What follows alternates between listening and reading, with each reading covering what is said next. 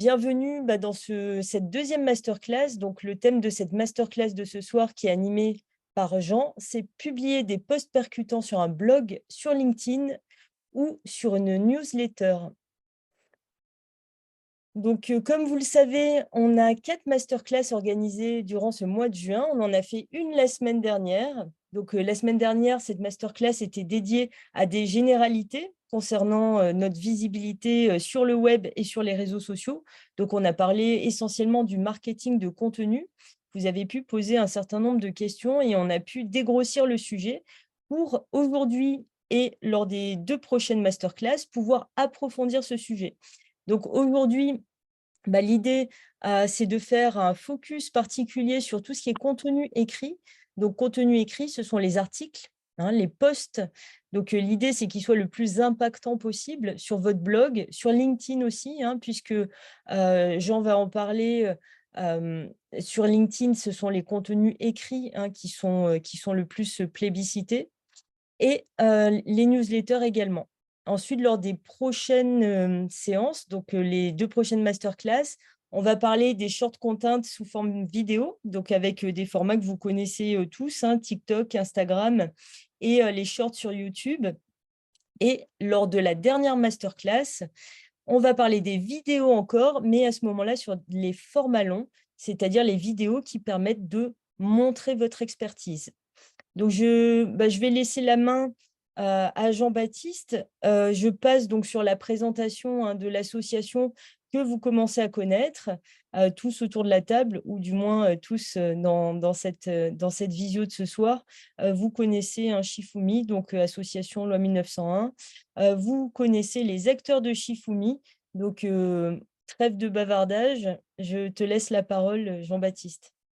Ça marche et vous me connaissez aussi alors, je Mmh. ne vais pas m'étendre. Donc je vais représenter le personnage rapidement. Donc je suis, chef de projet web, chez Orange, donc spécialisé dans tout ce qui est analytics, donc tout ce qui est chiffres, analyse du trafic, du portail, ça m'intéresse depuis des années. Et à côté de ça, j'ai une activité de créateur de contenu, on parle d'influenceur, sur la tech. Donc j'explique aux gens comment mieux utiliser leur ordinateur, leur smartphone pour faire des choses fun ou des choses utiles, notamment sur une chaîne YouTube. Au départ, c'était beaucoup sur les blogs. Et donc, j'ai toujours continué à écrire sur les blogs. Et c'est un peu ça qu'on va voir aujourd'hui, c'est l'écrit. Donc, sur un blog ou sur une page LinkedIn ou également sur une newsletter. Alors, le blog, la question qu'on peut se poser, ce n'est pas has-been, c'est un peu le truc légitime, surtout à un moment donné où les réseaux sociaux, on n'utilise plus que ça. Eh bien non, c'est pas tout à fait has-been parce qu'aujourd'hui, le moteur de blogging qui s'appelle WordPress, qui est un outil de publication que tous les blogs utilisent, ou même que des éditeurs de sites internet très prestigieux, comme, je sais pas, le Journal du Net, Le Monde, ils ont même des sections avec WordPress. Il y a un site sur deux aujourd'hui dans le monde qui utilise WordPress comme outil de publication. Et donc finalement, c'est plus tellement du blog, mais c'est pour créer une sorte d'être un média en ligne, quoi. On utilise le blogging. Grâce à un blog, un site internet, donc on a le moteur de blog, donc on installe WordPress, on va pouvoir en plus prendre la parole de façon indépendante. C'est aussi ça le gros intérêt, de ne pas être dépendant trop des réseaux sociaux. Donc on verra sur LinkedIn qu'il y a une logique d'algorithme sur laquelle il faut se caler si on veut être visible. L'avantage avec un site internet, alors il y a aussi un algorithme, c'est Google. Faut optimiser ses articles pour le référencement naturel, pour apparaître dans Google. Mais c'est moins sujet à des variations. On le voit aujourd'hui, par exemple, sur Instagram. Il y a un an, l'algo n'était pas du tout le même qu'il est aujourd'hui. Et il y a des gens qui, aujourd'hui, avaient fait une grosse partie de leur audience sur Instagram qui sont un petit peu en train de pleurer parce que ils sont 2 fois moins visibles qu'il y a un an. Donc, c'est très important dans une stratégie de visibilité sur Internet d'avoir ce blog, en tout cas une petite publication comme WordPress, un site Internet pour rester indépendant des plateformes. Donc, moi, j'ai mon blog depuis des années. J'ai dû le lancer en 2004-2005. Je l'ai mis à jour. Au début, c'était un CV en ligne. J'ai publié du contenu, des tutoriels, parce que ça marchait bien sur ma thématique phare de la tech, sur des usages comme je sais pas, le montage vidéo, faire un CV Word. Au départ, c'était juste pour faire mon CV en ligne que j'avais utilisé ça. Donc, on voit que quand on traite un peu des demandes comme ça qui intéressent les internautes, on va avoir naturellement du trafic. Et les blogs, le contenu d'un blog sont très bien positionnés dans Google, donc qui est le premier moteur de recherche le plus utilisé au monde. Donc, dès lors que vous avez une stratégie de création de contenu, si vous voulez être visible sur Google, le blog, c'est vraiment l'outil indispensable.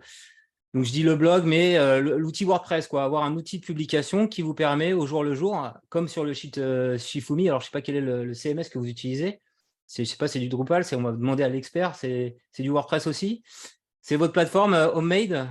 Ouais, c'est du WordPress aussi. C'est du WordPress, voilà.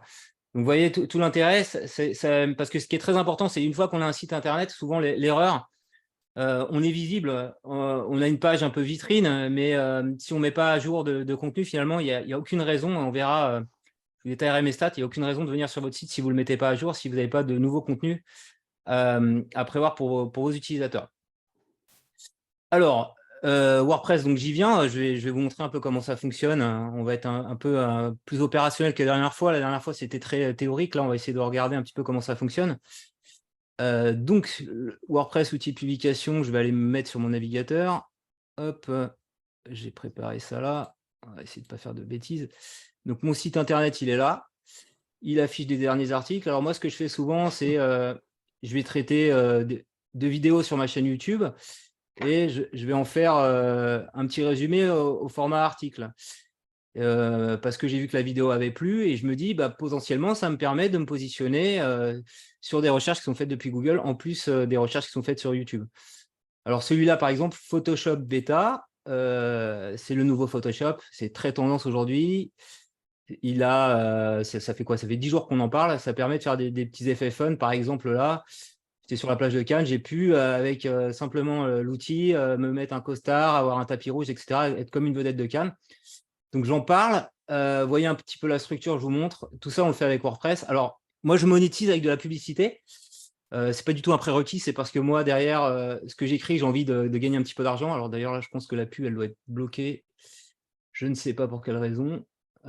Oui, elle va apparaître. C'est un peu long. Et bien, en plus, c'est bien fait parce que c'est des pubs pour la suite Creative Cloud qui permet d'utiliser le logiciel. Donc, j'en parle parce que ça buzz et tout ça, je l'ai fait très facilement avec WordPress. Je vais vous montrer comment. On va rentrer dans les entrailles. Donc, WordPress vous permet d'écrire des articles, d'avoir une page vitrine comme ça, d'avoir aussi également un formulaire pour vous contacter. On va pouvoir ajouter tout ce qui est un petit peu mention légale, bandeau de consentement, etc., ce qui est un petit peu obligatoire.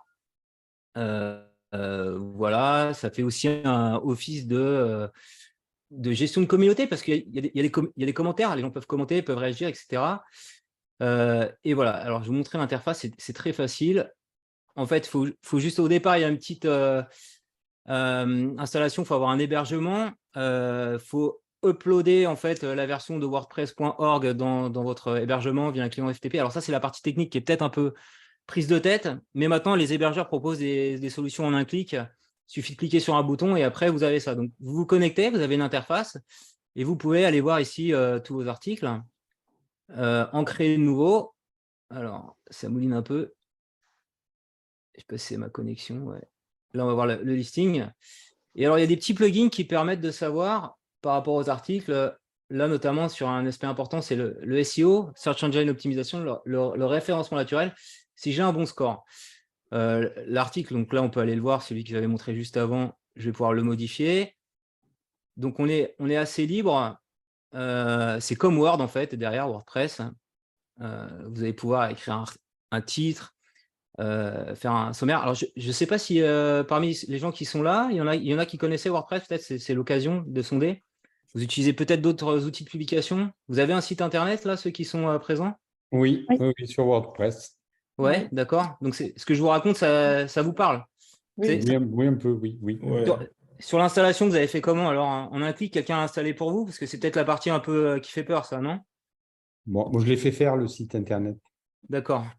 Et Moi, je l'ai fait et bon, après, c'est assez bien documenté quand même. Ah, d'accord, donc toi, tu as pu le faire toi-même, client FTP, etc., sur ton hébergeur ou en un clic? Euh, L'hébergement, en fait, c'est avec OVH. Donc, Ouais, d'accord, comme moi, OVH, ouais, très bien. voilà. Après, derrière, je ne suis pas rentré dans les fichiers sources. Enfin, j'ai pas fait de FTP pour sauvegarder quelque chose en local. D'accord, C'est ok. vrai que je travaille directement voilà, sur le site de prod. D'accord, comme je l'ai montré, là, tu as une admin. Et alors, ce qui est pas mal, Absolument. là, donc c'est un exemple d'article. On peut rajouter des catégories, etc. Donc, c'est très simple à manier. Et c'est qu'on peut ajouter des plugins dans WordPress. Alors, je vais vous montrer rapidement. Ça se passe ici, ça s'appelle extension. Et c'est notamment ces extensions qui vont permettre de rendre le truc un peu plus intelligent. Pour gérer par exemple tout ce qui est spam, pour éviter qu'il y ait des gens qui mettent des commentaires bizarres. Donc ça, c'est géré.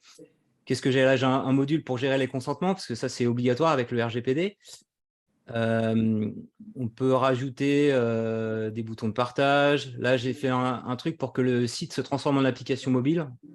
Donc, et là, c'est un petit plugin de référencement naturel pour que sur chaque article, j'ai l'idée de ce qui est bien, pas bien. Et là, le dernier, ça me permet d'avoir des articles liés par rapport à l'article que je suis en train de consulter. C'est celui qui est là, par exemple.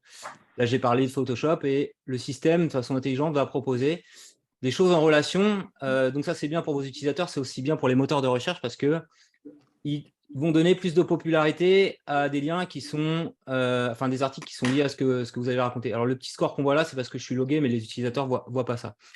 Donc une fois qu'on l'a installé, on peut vraiment tout faire. Et ce qui est pas mal, c'est que le truc est ce qu'on appelle responsive. Ça veut dire si je me réduis, ça va s'adapter à la taille d'écran. Et ça, c'est géré nativement dans WordPress. Il y a ce qu'on appelle des thèmes. Et les thèmes vous permettent d'avoir ce rendu. Et c'est super important, on le verra, niveau statistique, d'avoir un site adapté au mobile. Parce qu'aujourd'hui, moi, c'est plus de 50% de mon trafic qui vient du mobile. Et donc, j'ai le petit truc ici, réglementaire, paramétrer, accepter, refuser. Et j'ai pas eu besoin de me prendre la tête. Et comme ça, je suis tranquille avec la loi. Et je ne charge de la pub que si les gens ont dit oui. Voilà.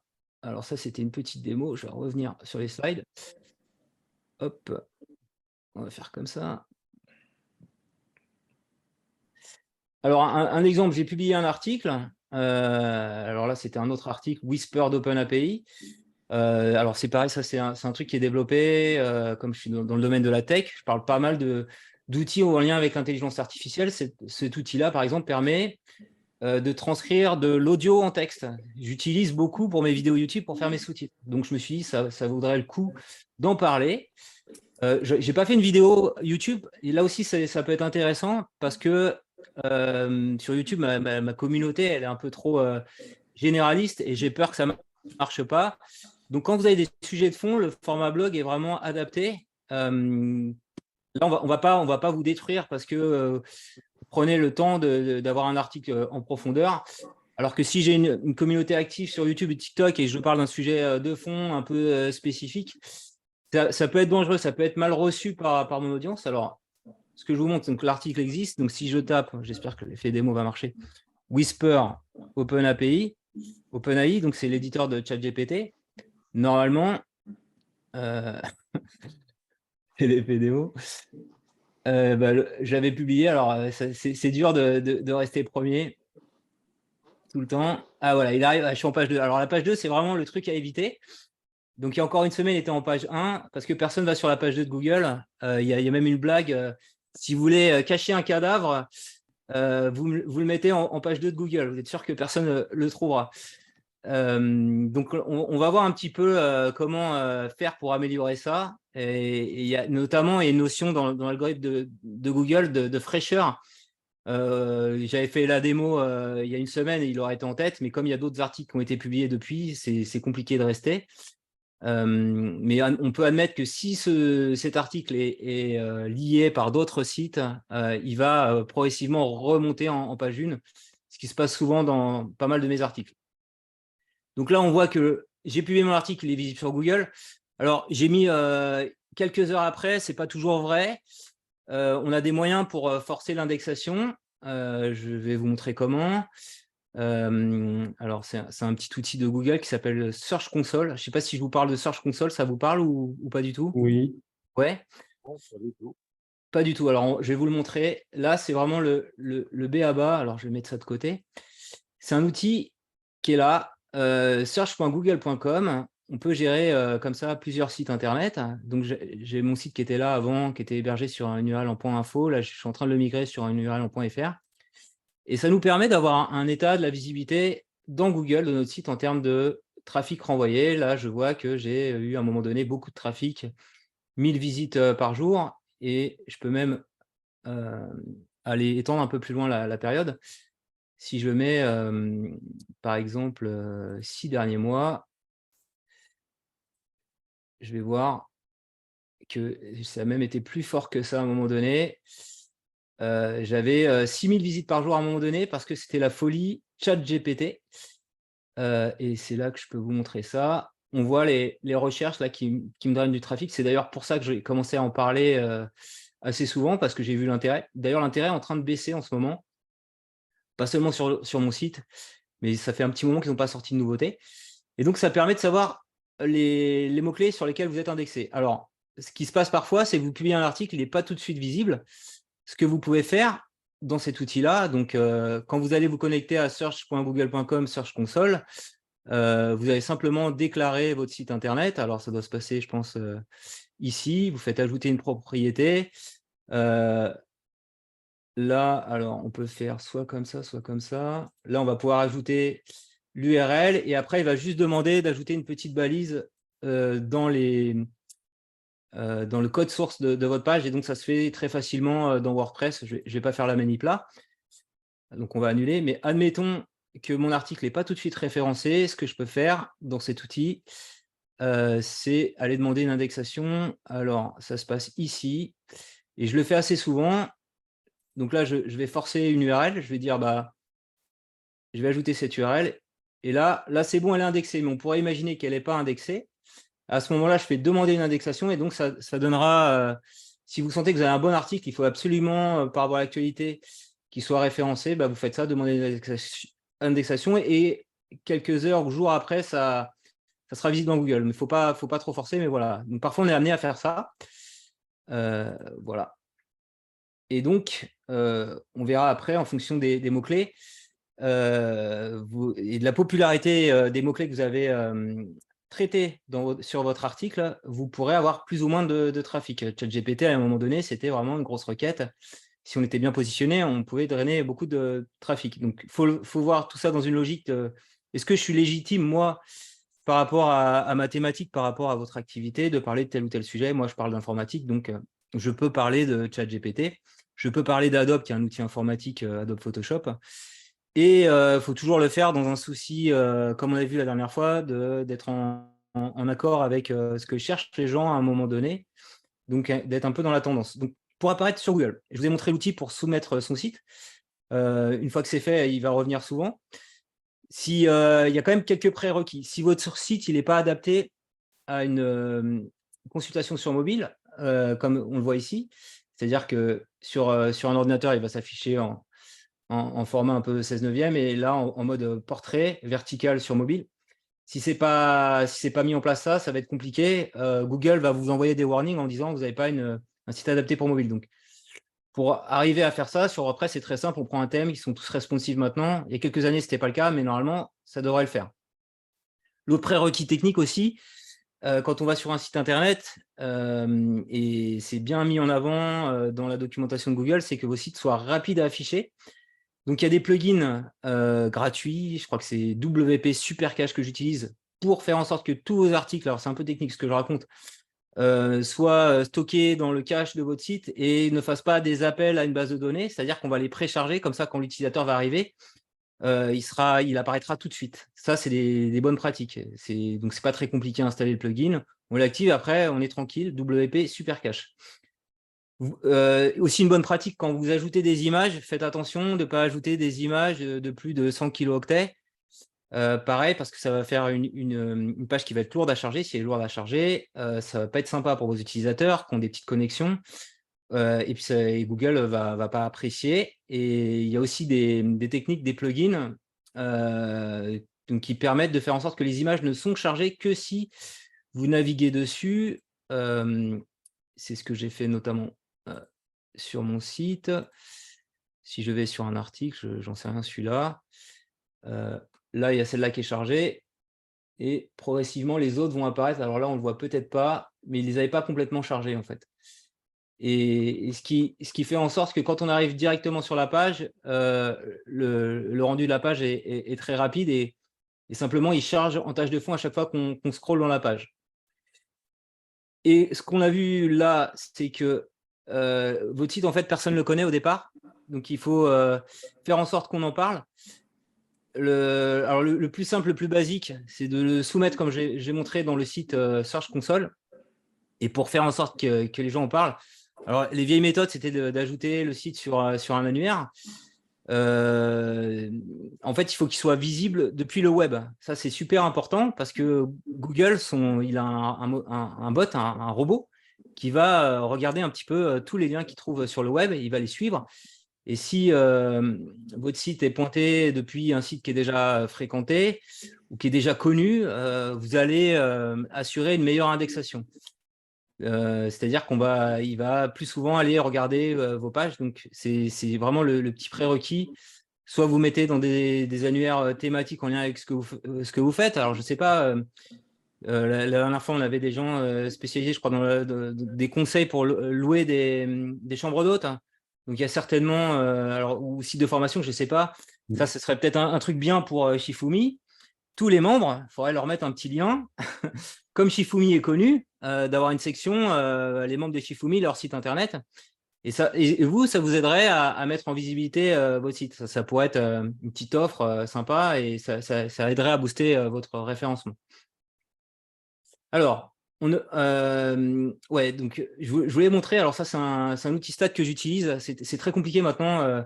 Il y a Google Analytics que tout le monde connaît, mais moi, comme je travaille chez Orange et que j'ai envie de faire les choses bien, si je voulais intégrer Google Analytics de façon conforme, parce qu'il y a la législation qui est passée depuis l'année dernière, il faudrait que je proxifie le flux. C'est très compliqué, ne pas envoyer toutes les données parce que c'est une boîte américaine. Donc, il y a la CNIL qui est un petit peu violente au niveau de Google actuellement, Google Analytics. Donc, pour ne pas m'embêter, j'ai pris un petit outil gratuit qui s'appelle Habla Analytics, qui est conforme CNIL et qui permet d'avoir des indicateurs basiques. Le mieux, c'est quand même Google Analytics, mais voilà, pour être dans la légalité, tant que la position de la CNIL ne change pas, j'ai préféré le retirer sur mon site. Et donc, je vais vous montrer ce qu'on peut voir dessus. Et ce qui est en fait cœur, c'est que on vient sur votre site, non pas pour votre page d'accueil, elle fait très peu de trafic, mais pour vos articles. Donc, c'est vraiment l'idée sur votre sphère de compétences de publier régulièrement du contenu sur votre veille, sur des contenus, ça peut être des tutos, ça peut être un avis, mais toujours autour de votre thématique. Donc, moi, en ce moment, c'est beaucoup de l'IA, ChatGPT, des outils pour faire des petits morphings, ça, les gens aiment bien. Et donc là, on voit les différentes URL. Grosso modo, c'est 90% de mon trafic, c'est les articles. C'est pas ma page d'accueil. Les gens ne viennent pas sur ma page d'accueil. Ce qui est important aussi, c'est le trafic sur un site internet. Il vient, et encore plus vrai sur un blog, essentiellement des moteurs de recherche. Donc là, on le voit, c'est plus de 90% de mon trafic qui vient des moteurs de recherche. Et également, une grosse partie des connexions se fait depuis un smartphone. C'est presque 50% de l'audience. Là, il y a un portable fixe. Donc, faut vraiment… ça reboucle ce que j'ai dit avant. Votre site doit être adapté à la navigation sur mobile et donc également mettre plutôt… Enfin, faut le mettre à jour, quoi. Faut publier du contenu dessus. Alors, je vais revenir sur ma présentation. Hop. Alors, si on arrive là, c'est bon, je peux… Voilà. Alors, qu'est-ce qu'on peut publier comme contenu sur un site internet? Alors, je vous ai mis là à côté l'outil la Search Console qu'on a utilisé avant. J'ai filtré par rapport à des recherches qui commencent par comment. Ça veut dire que c'est vraiment des recherches que les gens ont fait sur Google et ils ont cliqué, ils ont atterri sur mon site. À chaque fois, il y a le volume. Alors, je ne sais plus quelle période j'ai choisi. de visites, de clics, le nombre de fois où ça a été affiché sur Google et la position. Et on voit là, grosso modo, alors c'est 2,5, 2,3, 2,8, comme je disais. En fait, sur la première page de Google, vous avez 10 résultats. C'est au-delà d'être sur la première page, c'est même mieux si on est dans les 5 premiers résultats. Et donc là, exceptionnellement, celui-là, il reçoit pas mal de trafic, malgré qu'il soit en position 6, parce que c'est un outil mid-journée, associé à gratuit, il y a beaucoup de demandes. Donc là, en fait, c'est parce qu'il y a beaucoup de demandes que je reçois plus de trafic que les autres. Mais les autres, avec moins de trafic, comme ils sont en position 2 ou 3, j'arrive à capter beaucoup plus, avec moins de recherche, beaucoup plus de trafic. Alors, les articles qu'on peut faire, qui fonctionnent à tous les coups, c'est les tutoriels. Donc, c'est démarrer votre article par comment faire. Alors, en général, alors comment faire, vous allez remplacer faire par un verbe à l'infinitif. Vous allez détailler, je ne sais pas, alors peut-être on peut prendre des exemples là, des gens qui sont connectés. Qui c'est qui veut partager un peu son expertise? Comme ça, on va essayer de voir un truc qui pourrait correspondre à ce que vous faites. Alors, par exemple, ceux qui ont des sites internet là, et qui publient des articles, il y en a qui veut peut-être intervenir, qu'on regarde un petit peu. Moi, ça fait un moment que je n'ai pas pondu d'article. J'ai pas. Ouais, Olivier, ouais. Moi, Tu parles de quoi? Il est un peu mort, mon site. Enfin, il est. Et tu dois le voir sur le malheureusement, trafic, non? hein? Comme tu publies pas d'article, tu dois le voir sur le trafic, ça doit pas. Oui, c'est pas tip top. Et tu parles de quoi alors sur ton site? Ben, je parle des formations que je propose. D'accord. C'est sur quoi déjà? C'est chambre d'hôte et bureautique.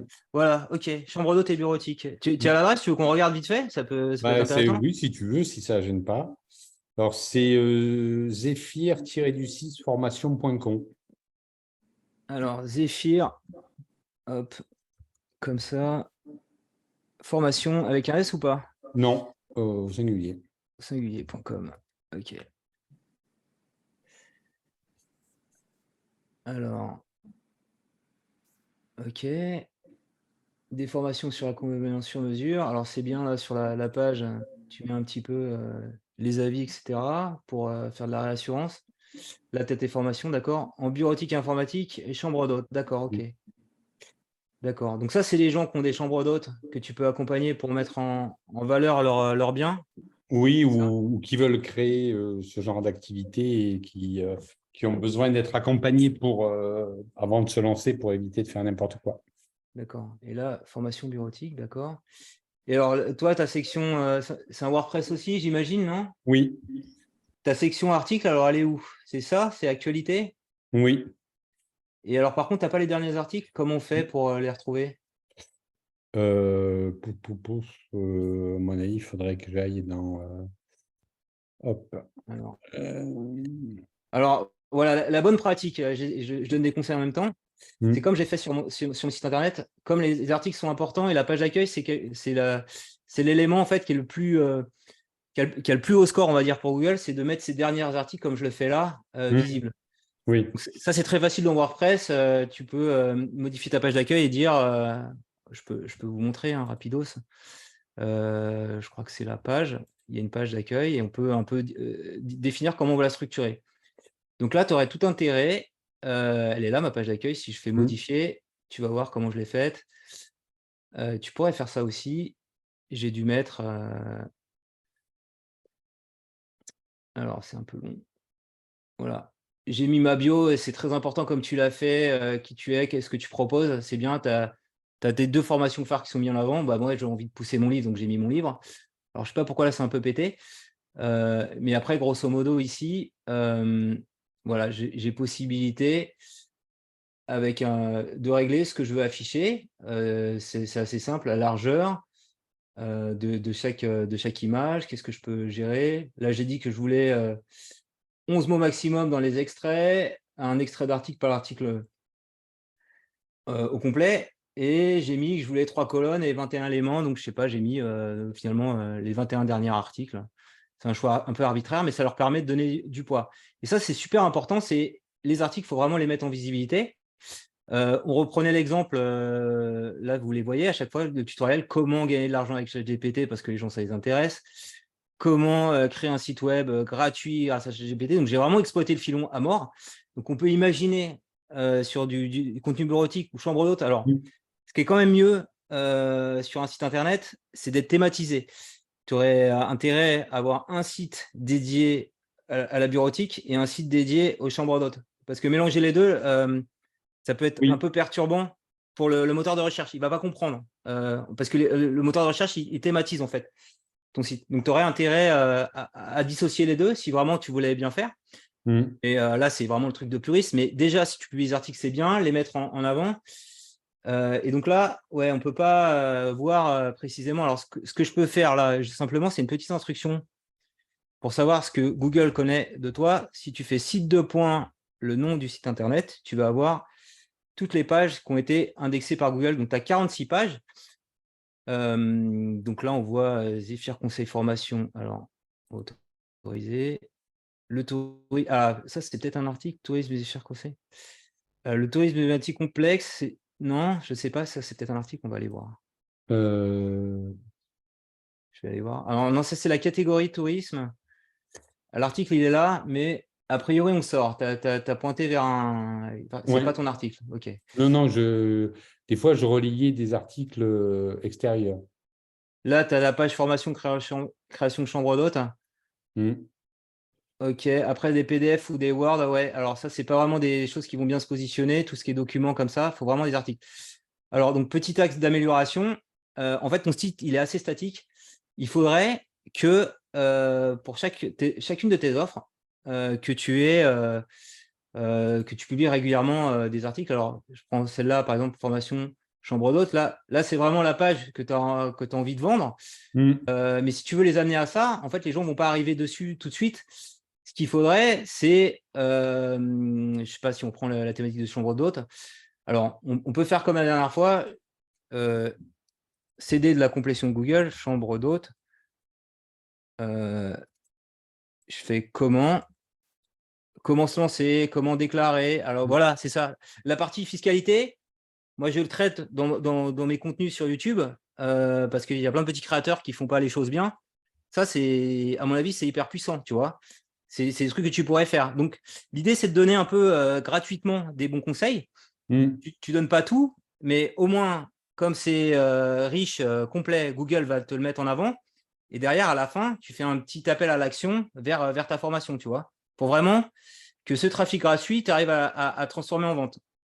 Et donc, je pense sur l'optimisation, donc déjà, c'est bien, tu as un site internet. Si tu faisais plus d'articles, ça serait en fait, tu donnerais plus d'occasions aux utilisateurs qui sont intéressés par tes contenus, par tes formations, de te voir. Oui, il faut que je sois plus dynamique, ça je sais, c'est mon gros défaut. Ouais. On va voir, hein, ça peut paraître. Je vais vous donner une astuce pour écrire plus vite. Hein. On parlait tout à l'heure en introduction de ChatGPT, on peut faire des trucs très facilement. Alors, si je fais voilà, site2.janvier.fr, là, tu vois, j'ai une centaine de pages. Et principalement, voilà, c'est des articles. Je pourrais en faire beaucoup plus que ça. Hein. Là, j'en publie 1 à 2 par semaine. Et c'est vraiment ça qui, si je veux faire progresser l'audience de mon site et derrière proposer, je sais pas, des offres, bah, c'est ça qu'il faut que je travaille. Voilà l'idée. Alors, les tutos, c'est un bon truc. Ce qui est pas mal aussi, qui est par rapport à un processus de recherche sur Internet, les gens cherchent aussi des tests avec des avis assez tranchés. Alors, si c'est votre offre, ça va pas être forcément, l'article ne va pas être sur votre site Internet parce qu'on n'est pas bien placé pour parler de soi. C'est les autres. Donc, c'est un petit tips peut-être les gens qui ont été formés et qui ont des sites Internet ou peut-être un échange de bons procédés. Tu peux proposer à certains, bah, je te propose ma formation gratuitement, mais le deal, c'est que tu me fasses un article où tu en parles de façon objective. Pareil, ça peut aider les gens. On voit souvent hein, sur la thématique de formation, je crois qu'il y a même des sites un peu à la Trustpilot où finalement, avant de s'engager, d'ailleurs, tu as mis tes avis sur Google, mais les gens, en fait, ils sont dans un processus de recherche, ils vont essayer de regarder un petit peu ce qui se dit ailleurs, essayer d'aller récupérer des sources, comment dire, objectives. Donc, si ça émane de toi, c'est toujours sympa parce que tu as fédéré tous les avis, mais si ça émane de quelqu'un d'autre, d'un tiers, on va tendance à plus faire confiance. Donc, c'est le genre de choses qu'on peut faire qui sont demandées. Si, alors, je sais pas, dans les autres expertises, je crois que c'est Isabelle qui parlait d'un point de vue professionnel de la place de la femme dans l'entreprise, non? C'est ça, de la mixité au sein de l'entreprise? Oui, voilà, c'est ça. Mais mon site internet, c'est pas moi qui le gère. Je suis Ouais. chez Simpligo, en fait. T'es chez quelle hébergeur, quelle solution tu as dit?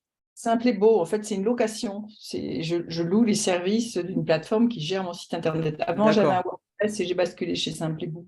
d'accord, Si tu veux regarder mon blog, il est sur isabelledesprez.fr. d'accord. Alors, on va regarder. Et tu as la main quand même si tu veux modifier le contenu? Oui, oui, tout à fait, oui. Alors, on va regarder. Et tu as publié des articles alors? Oui, j'ai un blog assez fourni, mais bon, pas très visité. C'est pas un sujet qui ramasse l'attention des foules. Alors, on va voir déjà si je fais Isabelle Després. Ah bah, c'est celui-là, hein. Déjà, il est référencé sur Google, quoi. Tu vois, donc c'est pas mal. Même en termes de personal branding, si je tape ton nom comme ça, on te trouve. T'es le premier. Donc là, on voit bien. Et c'est pas mal parce qu'en fait, il a créé des liens de sites, là, ça s'appelle des site links, qui en gros renforcent ton autorité. On voit tes photos. Donc c'est plutôt bien fait, hein, là-dessus. Et là, tu vois toute l'importance, c'est que les gens, ils te cherchent, ils arrêtent sur ta page directement que tu maîtrises. Et les LinkedIn apparaît après, donc c'est pas mal. Donc si je vais dessus, ok. Ouais, il est bien fait quand même le site. Donc il y a un petit module là. Transformons ensemble. Avec les références, ok. Ouais, visuellement, il est sympa, hein. Donc c'est un prestataire qui t'a fait ça? Oui, oui, il va être refait là parce qu'il est D'accord. un Ok, peu donc un peu vieillissant. il y a tes offres là, conférencier spécial femmes, des accompagnements, d'accord. Et alors, si je veux naviguer dans les articles, comment je fais? Alors, le problème, c'est qu'il y a soit en bas du site, c'est pour ça qu'il a besoin d'être fait. Soit tu Ouais, dois aller en bas du site et tu as les articles, soit tu vas dans d'accord. ressources et dans ressources, tu dois aller chercher blog. Le bouton d'en haut, ressources. Tu vois, c'est pas facile. D'accord, ouais. Ok. Et le Et, blog, voilà. et en bas, tu les as aussi? Dans ressources aussi, c'est ça? Non, remonte un peu parce que tu as mon agenda en ligne. Ah, ouais. Remonte un peu, hop, hop, hop, et tu as les articles. Ah, d'accord. Ok. Ouais, donc c'est le même truc que je disais. En fait, vous les mettez dans un deuxième niveau. Et donc, ça leur donne moins d'impact, moins de visibilité pour Google Ouais. quand il va suivre les liens. D'ailleurs, on l'a vu sur les liens de site, il va mettre plutôt ce qu'il voit en forte visibilité ici. Ouais. Donc, si je fais découvrir les articles, d'accord, il y a le blog. Ok. Derniers articles, ouais. Accepter la grandeur, la mixité, l'égalité professionnelle. Je regarde un peu la façon dont les titres sont construits. Le leadership a-t-il un sexe? Ça, c'est bien, on se pose des questions. Ok, comment devenir. Ah, bah voilà, là, tu as l'exemple de l'article qui est bien construit pour les moteurs. Comment devenir une véritable femme d'affaires? Ça, c'est pas mal. Alors, si je regarde sur Google s'y ressort, alors, ouais, il y a un peu de concurrence. C'est un sujet, oui, oui, il y a beaucoup. Ah ouais, bah, en tout cas, c'est un titre porteur. Alors voilà, c'est tout l'enjeu en fait. On le verra après, mais effectivement, beaucoup ont traité de ce sujet-là. Et pour se positionner, en fait, il faut essayer de varier les recherches en essayant d'ajouter des choses en plus, quoi. Mhm. Ok, alors, on ne le voit pas, mais on va vérifier quand même qu'il est bien indexé. Je vais faire la même commande que tout à l'heure. Site de points. Alors, il y a un problème d'indexation là, c'est embêtant parce que tu vois, tu as quelque chose qui est bien construit, mais visiblement, il est pas visible des moteurs de recherche. Alors, Alors, c'est à cause de quoi? C'est un problème technique pour toi? je vais regarder. C'est étonnant. Parfois, on fait des erreurs. On a carrément dit au CMS, au outil de publication, de ne pas indexer. Je vais regarder dans le code source. Est-ce qu'il y aurait une indication qui dit de ne pas indexer, par exemple? Index. Index follow, pourtant, non, il est bien. En plus, il y a une balise canonique. Alors, attends, on va faire ça. C'est peut-être pas de bol, hein. On va au moins regarder.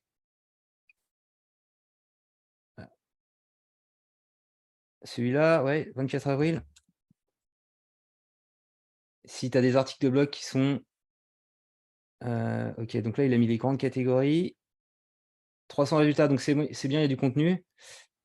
Là, il référence bien les catégories. Chère princesse, talent au féminin, ça c'est un article a priori, oui. Ouais. Ok. Non, mais je pense que c'est comment apprendre efficacement, tu vois, il ressort.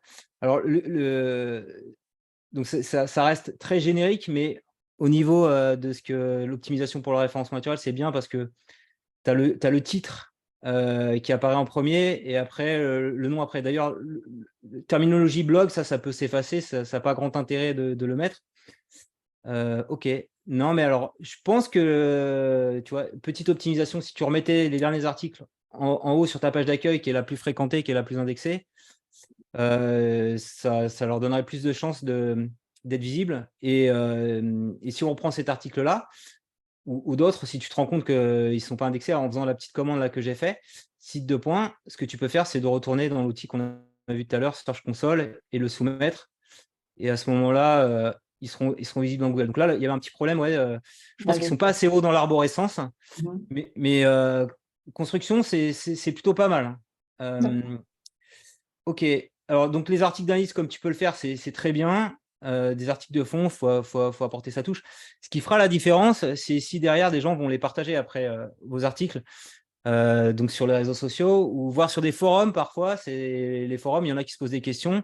S'il y a un blog qui me donne la réponse exactement à la question que je me pose, eh bien, en général, les gens pour aider vont pointer. Moi, je l'ai eu souvent et tu verras qu'il y a du trafic qui vient des forums. Alors, plutôt des forums, je ne sais pas, sur l'efficacité professionnelle, etc., sur la mixité.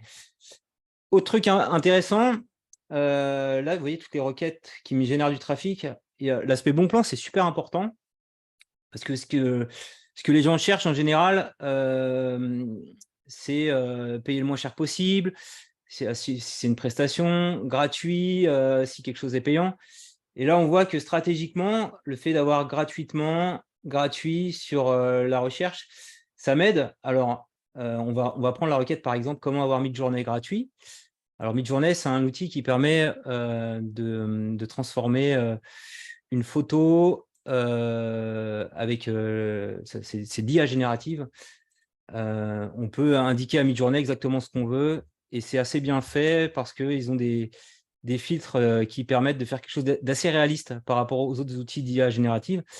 Alors, qu'est-ce que j'avais dit? Comment avoir Midjourney gratuit? Donc, on voit déjà que c'est proposé. Alors là, j'ai un petit indicateur que j'ai perdu une place. Ça c'est parce que je suis logué à mon compte. On voit que les vidéos YouTube, ça on le verra plus tard, ressortent bien. Et voilà, ma page, elle est là. Pourquoi elle est là? Parce que j'ai mis dans le titre « Midjourney gratuit », ce qui correspond à la recherche. J'ai mis le comment. Et alors, stratégiquement, ce qui est important quand on fait des articles, c'est d'essayer de mettre les mots les plus importants en premier. Donc, j'ai mis quand même le comment, mais je me suis dit, je vais démarrer par Midjourney gratuit parce que potentiellement, des gens peuvent démarrer la recherche comme ça. On va voir si... là, c'est un peu plus concurrentiel, donc c'est plus difficile de ressortir. Donc, ce qui se passe en général, c'est que je vais avoir des gros sites comme Clubic, c'est quoi le blog du modérateur, qui sont des sites qui publient régulièrement du contenu, qui vont me passer devant. C'est pour ça l'idée. Et donc là, malheureusement, je dois être en page 2, même pas. Ah ouais, si en page 2, et là, il n'y a plus personne qui me voit. Donc l'idée, c'est d'essayer de varier les expressions dans son titre et d'essayer de couvrir pas la requête exacte, large que tout le monde recherche, mais d'essayer d'avoir un petit peu de finesse pour sortir du lot et pour apparaître sur plusieurs recherches. Donc, si je reprends ça par rapport à Midjourney, je vais retourner dans l'outil Search Console, je vais vous montrer concrètement pourquoi c'est... Alors, il faut juste que j'aille au bon endroit. C'est pas là. Je retourne sur résultats de recherche. Là, je vais voir. Alors ici, par rapport au trafic que j'ai de Google, je vais filtrer sur le mot-clé Midjourney. C'est toujours l'outil Search Console. Et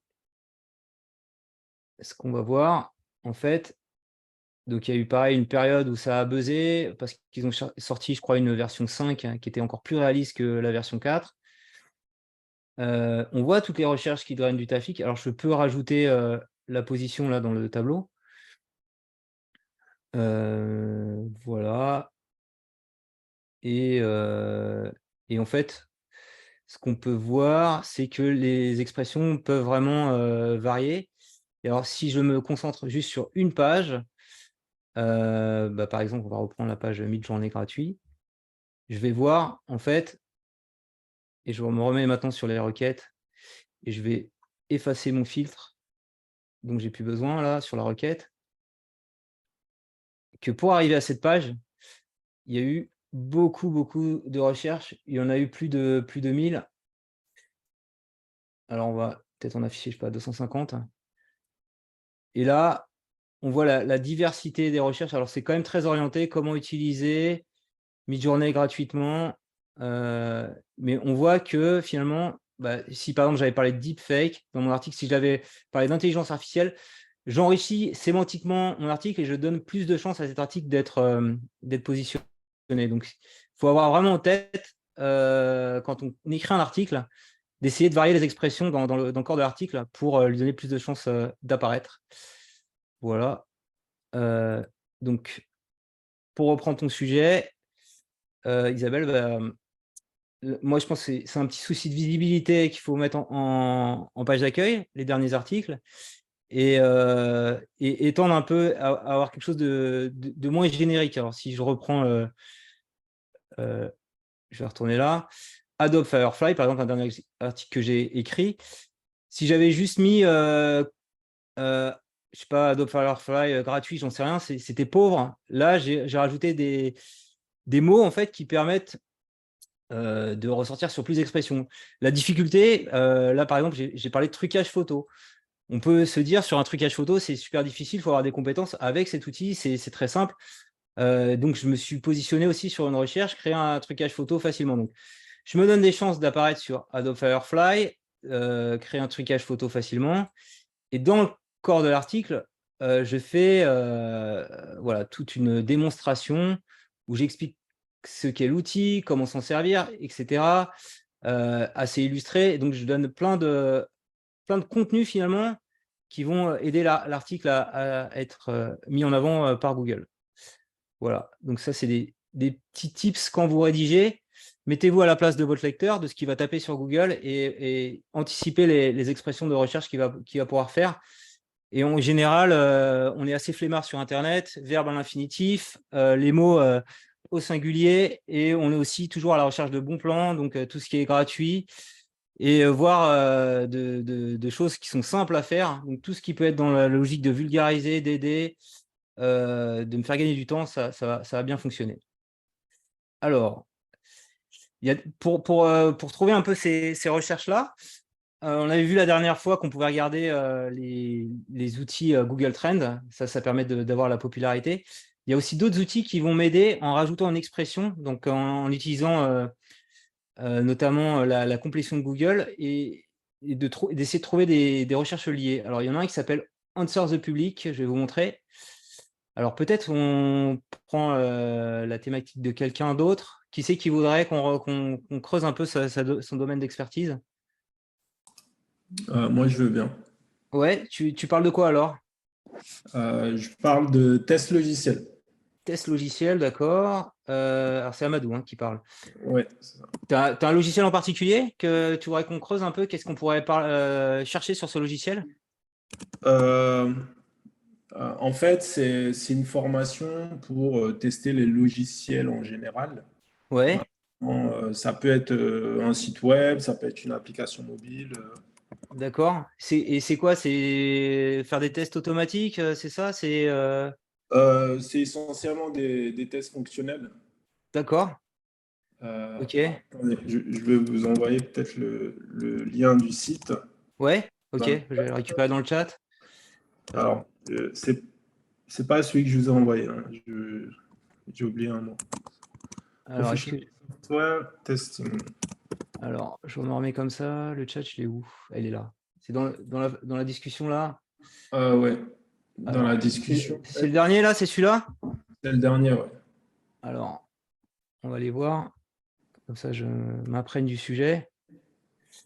On va essayer de voir quel type d'article on pourrait écrire sur ce truc. Pro Software Testing. Donc ça, c'est une formation sur cet outil-là, c'est ça? Non, en fait, c'est une formation sur la façon de tester les logiciels. D'accord. Et c'est pas un outil dédié, en fait. D'accord. Est-ce que dans ta formation, il y a un outil de test très connu que tu utilises? Alors, je sais plus, moi, je sais que mes collègues utilisent Selenium, par exemple. Il y a des choses comme ça ou non? Bon, Selenium, oui, ça va plus être de l'automatisation de tests, mais en Ouais, fait, j'en parle essentiellement dans les vidéos. d'accord. Par exemple, si vous cliquez sur la partie gratuite, inscrivez-vous maintenant. Celui-là, d'accord. Voilà. En gros, voilà, donc ce que vous allez avoir, c'est surtout au niveau du texte, tous D'accord. les termes comme ISTQB. Ah oui, il faut vous inscrire. Sinon, Bon, alors, on va partir de là. Certification ISTQB, ISTQB, c'est ça. ça me paraît vraiment bien, ça. Allez, on va partir de ça. Donc, je vais aller sur le site qui s'appelle Answer the Public. Et lui, il va m'indiquer un petit peu ce que les gens cherchent autour de ça. OK. Alors, il était mieux avant, ce site, il a été racheté par Neil Patel. C'est un peu le gourou du marketing digital et il pousse après à prendre des formules premium payantes. Alors, on va voir si ça marche quand même. Alors, j'ai mis en français sur la France. Donc là, ce qu'il fait, c'est qu'il va rajouter des termes complémentaires. C'est assez bien D'accord. foutu. Ça va me faire une carte en fait des termes les plus souvent associés.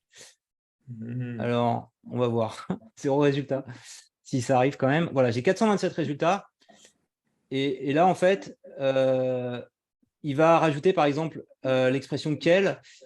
Quelle certification, c'est quoi, avis. Il va trouver toutes sortes de recherches liées au thème. Donc ça peut donner des idées d'articles. D'accord. Là, ce qu'il faudrait faire sur ton site, c'est vraiment pour chaque test, tu vois, par exemple, je sais pas, test certification ISTQB, j'imagine, il y a un test officiel, quelque chose comme ça. Absolument, absolument. D'ailleurs, je prépare au passage de ce test, en fait. Et là, il parle de test manager, j'imagine que c'est encore du jargon en lien avec ça, non? Alors, Non. ça tombe bien parce que moi, je suis test manager, en fait. Ah, d'accord. Ouais. Ah, toi, ok. Toi, tu aides les gens à faire les tests, c'est ça? C'est ça, test manager? Voilà, en tant que test manager, en fait, c'est la personne qui va justement superviser une équipe de test, D'accord. qui va élaborer les stratégies, faire le suivi, le reporting. Ok. Bon, donc tu vois là, par exemple, il y en a qui se posent la question de le passer en candidat libre. Ça, c'est typiquement comment passer la certification ISTQB en candidat libre. Tu vois, c'est Magnifique. un article qu'il faut que tu fasses absolument. Tu vois. Ah oui. Voilà. Et alors, donc il y a une espèce de carte. Et après, qu'est-ce qu'il nous fait? Il va encore rajouter des termes. Près de, c'est quoi, etc., etc. Là, on voit l'histoire de bon plan que je te disais, le gratuit, les gens font tout le temps ça, donc il l'a retrouvé. Après, ça peut être une idée. Alors, tu peux très bien créer une page où c'est gratuit de s'inscrire en candidat libre, mais je sais pas, il y a peut-être un truc à payer, j'en sais rien, tu vois. Par exemple, je ne sais pas si vous avez vu, donc il y a différentes, c'est la même formation, mais j'ai fait plusieurs formules. Ouais, Et justement, la première formule, je renseigne qu'elle est gratuite d'accord, ouais, ça et, c'est bien et ça, ouais. permet justement, en fait, pour une personne qui s'inscrit, elle lui permet d'accéder au chapitre 1, D'accord.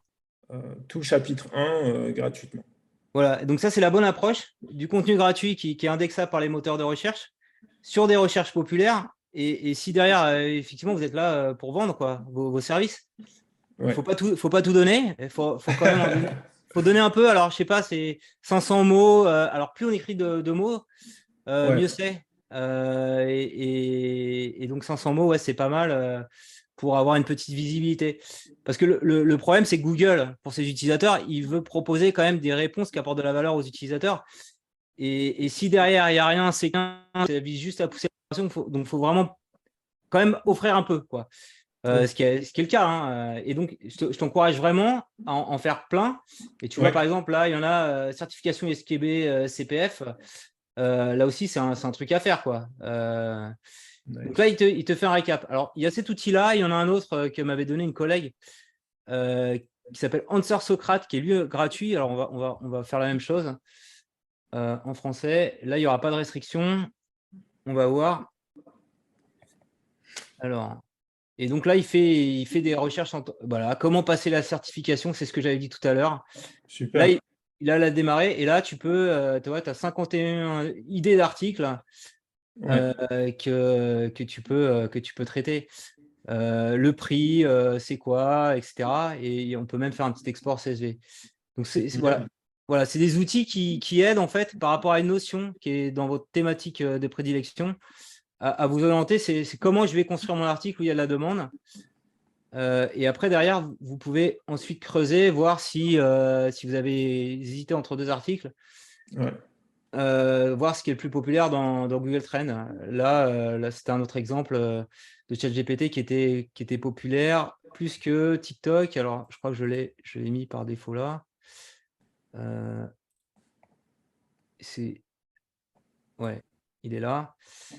Ce que je disais tout à l'heure, c'est qu'à un moment donné, ChatGPT était très très fort. On le voit là en rouge, en bleu. J'ai pris les deux termes parce que les gens parfois ils mettent pas d'espace. Et là, on voit que l'hype, elle est un peu en train de baisser en ce moment.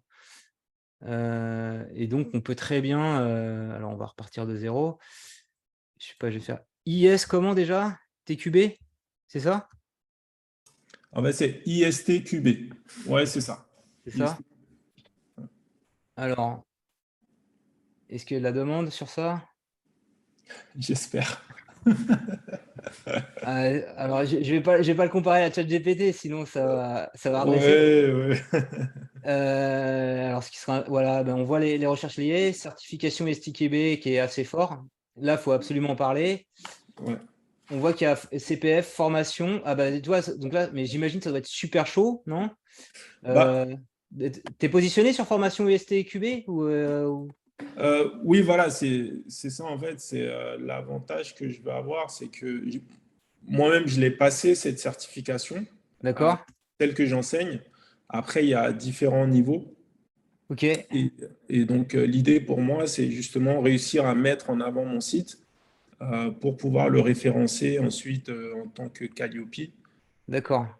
et pouvoir faire utiliser le CPF D'accord. des apprenants. Ok. Donc, Éventuellement, tout ce qui est Pôle emploi. alors, la requête formation UST-QB, forcément, c'est celle qui va le convertir le plus. D'ailleurs, on voit qu'il y en a qui ont acheté des liens sponsorisés. Donc, ça veut dire que derrière, ils vont réussir à transformer. Et alors, en naturel, ce qui est compliqué, c'est qu'il y a des organismes de formation, M2I Formation, là, Ouais. 6, quand même, qui sont bien installés, je pense, ceux-là. Et on a même Udemy. Alors, c'est peut-être une petite astuce comme ça. Ouais. Moi, j'ai fait une formation sur le montage sur tuto.com. Ou Udemy, c'est pareil. Ça peut être une idée. Comme, en fait, les sites comme Udemy, tuto.com, où là, les organismes de formation ont quand même un historique plein de contenu. Et quoi qu'ils publient, en fait, ils vont toujours bien se positionner. Donc, c'est pas idiot aussi d'aller, alors là, on parlait de vidéo, d'aller publier, en tout cas, ta formation sur un endroit où, tu vois, là, je vois les 10 liens. Si tu as moyen de te positionner sur un de ces 10 liens, c'est pas mal, quoi. Et alors, je pense que Udemy ou Tuto, c'est plus simple parce que c'est ouvert à tout le monde. Les autres, là, Orsis, ils vont pousser que leurs formateurs, ils vont pas te pousser toi, tu vois. C'est un peu mes concurrents. Voilà. M2I, mais du coup, pendant qu'on en parle, par exemple, je ne sais pas si c'est possible de publier, par exemple, les articles sur LinkedIn Ouais. et justement faire rediriger ensuite via un call to action un lien vers mon site. Ouais. Alors, ça ne jouera pas pour le référencement, mais LinkedIn, c'est pas mal, c'est un réseau professionnel. Et donc, effectivement, ouais, tu peux mettre une petite accroche et en savoir plus. On va le voir là dans le support.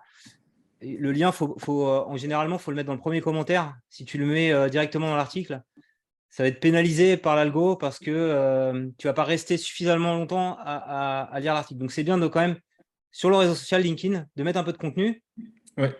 Et à la limite, non, à la limite, la bonne démarche, ça serait, si tu fais un article de blog pour ton site, essaye de le mettre un peu à la sauce LinkedIn, en essayant de faire… alors, la sauce LinkedIn, c'est avoir une accroche assez intrigante, en posant une question, parce que LinkedIn favorise les interactions, les gens qui commentent.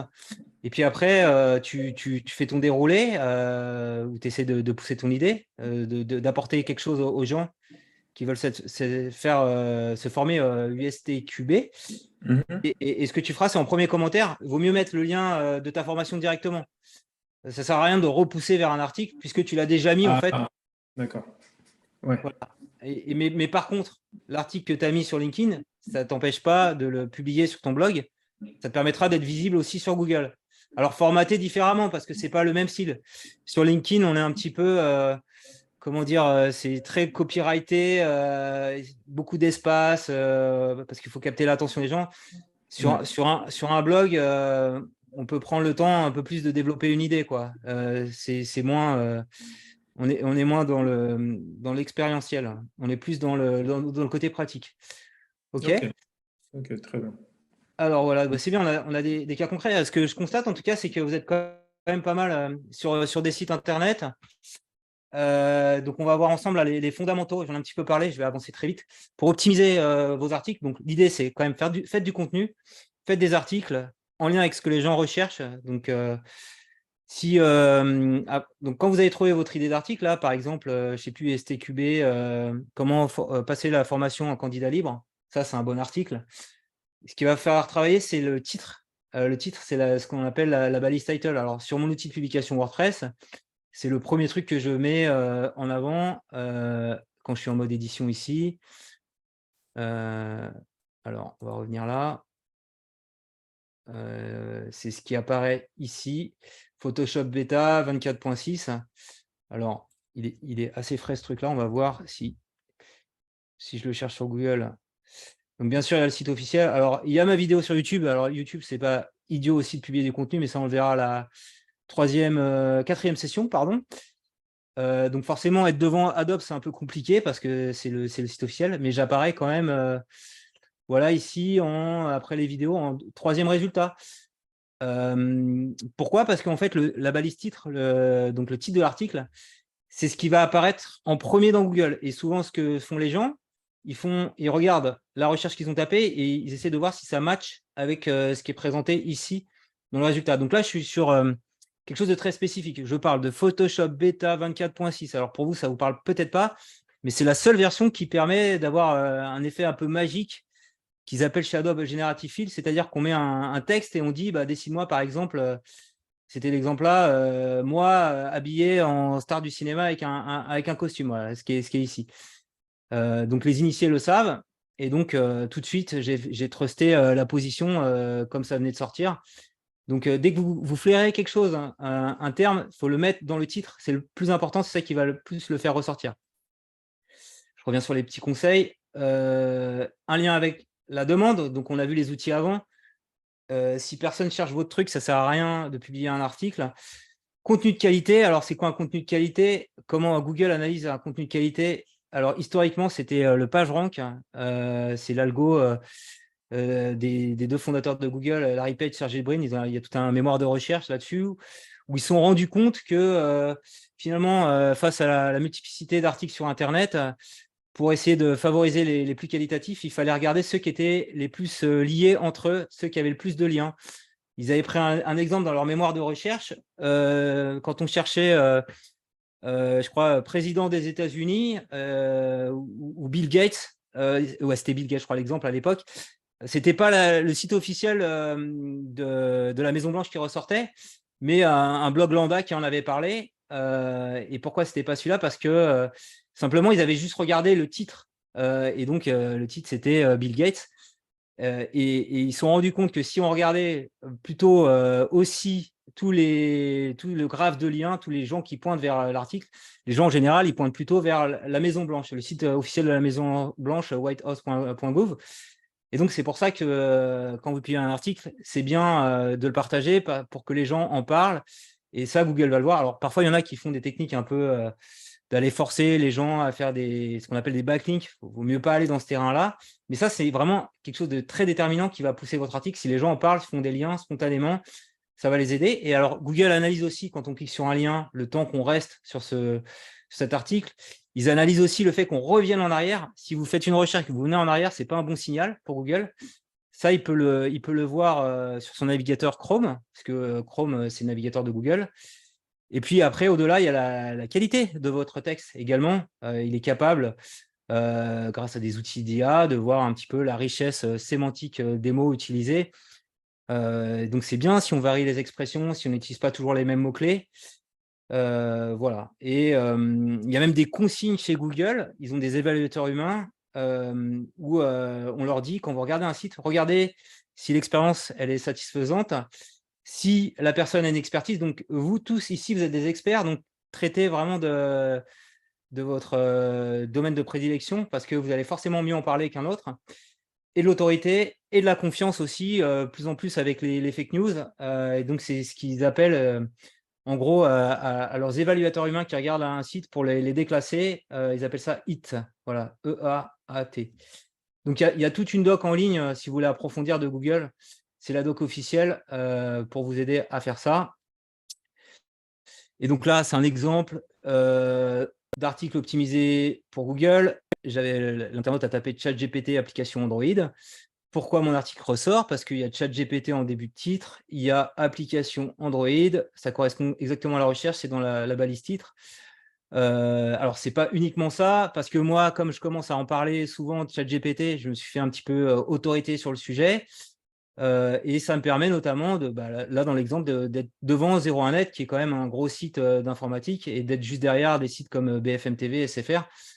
Donc voilà, vous avez vraiment possibilité, en appliquant ces conseils et en étant cohérent dans votre expertise, de bien ressortir sur Google.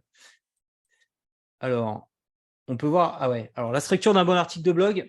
Comment on écrit un article de blog? Alors, les infos que je donne là, elles datent du début du web. C'est Jacob Nielsen, c'est le pape de, comment on appelle ça, usability en anglais, l'expérience client, on va dire. Et il a fait tout un article, comment les utilisateurs lisent sur Internet. En général, les gens ne lisent pas, ils scannent l'information, et c'est pour ça que c'est important, quand vous écrivez un article, et même les moteurs de recherche l'analysent, d'avoir des parties, d'avoir un sommaire, d'avoir une accroche. Alors, et c'est bien d'avoir une logique ce qu'on appelle en pyramide inversée. Donc, on a vu avant le titre, dans l'intro de votre article, c'est bien de donner un petit peu le début de la solution, quoi. Peut-être pas la solution complète, sinon on ne va pas lire l'article, mais de dire où vous voulez amener vos utilisateurs. Donc là, qu'est-ce que j'avais fait? J'avais fait un article pour expliquer comment on pouvait utiliser ChatGPT sans avoir de compte. Et donc, je disais que maintenant que ChatGPT est ouvert à tous sur le moteur de recherche Bing, parce que Bing utilise ChatGPT, il est possible maintenant de faire des recherches sans être authentifié. Voilà, donc je vends le début de la solution. Ici, j'ai un sommaire pour naviguer dans l'article. Et en fait, ce sommaire correspond à ce qu'on appelle des titres de niveau 2. Alors, c'est un peu de technique, là, c'est de la HTML. Mais on va reprendre l'article WordPress que j'ai écrit. Finalement, ça consiste juste dans votre outil de publication voilà, quand je suis là, alors là c'est l'article, alors on va modifier l'article pour voir un peu. Alors, comme j'ai mis ma pub Google, on va devoir refaire le truc. Alors, ça marche ou pas? Oui, je vais faire modifier. Voilà, je suis en mode édition maintenant, je rebascule sur l'édition de l'article. Donc, on a le petit chapeau introductif, lire la suite. Dans WordPress, on peut mettre une image de mise en avant, celle qui sera mise par défaut. Et en fait, là, si je survole ici, vous voyez, ici, j'ai un titre de niveau 2. Le titre principal, ici, c'est un titre de niveau 1. Alors, on ne peut pas le modifier, mais par défaut, il va mettre en HTML un titre H1. Et donc, à chaque fois, c'est bien de structurer. Là, c'est encore un titre de niveau 2. Ce qui est bien aussi, c'est de mettre les mots-clés importants en gras, toujours dans la logique, que le contenu soit facilement scannable par l'utilisateur. Donc là, la fonction magique d'Adobe Firefly là, qui permet si je fais voilà, un petit effet gomme, de remplacer ça par une belle coupe de cheveux, ils appellent ça Generative Fill. Donc je l'ai mis en avant en gras. Donc ça sert à la fois pour les gens qui scannent l'information. C'est bien aussi de faire des listes à puces, pareil, pour rendre l'accès à l'information facile. Et ça sert aussi à Google tout ça, parce que il va voir que finalement la construction de votre article utilise des balises qu'on appelle sémantiques dans l'HTML qui ont un sens. Quand je fais une liste à puces en HTML ordonnée, ça a un sens. Quand je mets un mot en gras, ça a un sens. Et donc tout ça va permettre au moteur de recherche, au bot du moteur de recherche de comprendre un peu mieux la structure de votre article et de se dire si la personne, le rédacteur s'est pris la tête à structurer ça de façon intelligible pour l'internaute, c'est que c'est plutôt pas mal. Et alors, ce qui est bien aussi, c'est quand vous ajoutez des images, de mettre des petites légendes, d'avoir des noms d'images parlantes et aussi d'avoir, là je ne l'ai pas fait, c'est pas bien, de mettre un texte alternatif. C'est bien pour Google et c'est aussi bien pour des logiques d'accessibilité, pour ceux qui ne voient pas les images, les malvoyants, ça permet d'écrire. Donc là, c'est pas bien, j'aurais dû le faire. Et la table des matières, en fait, elle se fait automatiquement via un petit plugin. J'ai simplement dit insérer une table des matières. Et dans le plugin, il va considérer que il va créer automatiquement un lien avec tous les titres de niveau 2 pour faciliter en fait l'accès à l'information à l'utilisateur. Donc voilà, c'est pas sorcier à faire, hein, mais en faisant ça, vraiment, à chaque fois, vous donnez plus de chances que les gens aient envie de lire votre article et que les articles soient mieux référencés et positionnés dans Google. Et alors, c'est bien aussi de mettre des images, si vous en avez, des médias, pour un petit peu plus aérer le truc. Je vous montre un exemple. Là, on me parlait comment je peux rédiger un article facilement avec notamment ChatGPT. Alors là, l'exemple, c'est carrément, je lui ai dit, créer plusieurs sous-titres. On repart sur les sous-titres explicatifs et remplis-les. Donc, c'était mon article sur Whisper d'OpenAI. Alors, c'est un outil qui permet de faire, comme je vous disais, de transformer de l'audio en texte. Et donc, carrément, je lui ai dit le plan. Whisper d'OpenAI, c'est quoi? Whisper est disponible en open source. Grâce à Google Colab, pas besoin d'utiliser l'API payante. Comment utiliser Google Colab pour transformer un audio en texte? Donc, c'est un peu du jargon, hein. Ajouter le fichier SRT, ça, c'est pour ajouter des sous-titres dans YouTube. Et donc, Bing, ChatGPT m'a carrément écrit l'article. Alors, on peut regarder comment ça se passe. Je vais vous montrer. Alors, pour utiliser Bing ChatGPT, en fait, maintenant, c'est public. Il faut aller dans le petit volet ici, conversation, dans Bing, moteur de recherche. Et donc, vous allez simplement écrire votre recherche. Alors là, c'est mes historiques de recherche, voilà. Alors, j'espère qu'il n'y a pas des trucs un peu tarés. Non, ça va. Et donc, simplement, j'écris « Écris-moi un article de blog avec ce titre, comment deepfaker sa voix facilement grâce à l'IA ». C'est encore un autre exemple. Et franchement, depuis qu'il y a ça, je m'en sers parce que quand vous écrivez un article, il y a des choses un peu redondantes. Il faudrait expliquer un peu les choses, la théorie. Et moi, je n'ai pas de plus-value à rédiger un article en disant des choses que les gens connaissent. Donc, c'est pas mal pour reposer les bases. Et alors après, facilement, on peut ici copier, le coller. Et alors, parfois, donc l'IA, elle n'est pas toujours intelligente. Alors, il faut un petit peu revoir le truc, les modifier. Par exemple, ça, c'était pas génial. Donc, je les ai refaits moi-même. Mais je me suis vraiment servi concrètement de ça pour écrire ma structure. Alors, je peux faire un exemple. Écris-moi, on va reprendre l'article. Alors, c'est quoi? C'est écris-moi un article pour passer avec ce titre. C'est passer la formation en candidat libre, là, c'est quoi déjà? Comment passer... C'est ISCQB. Voilà.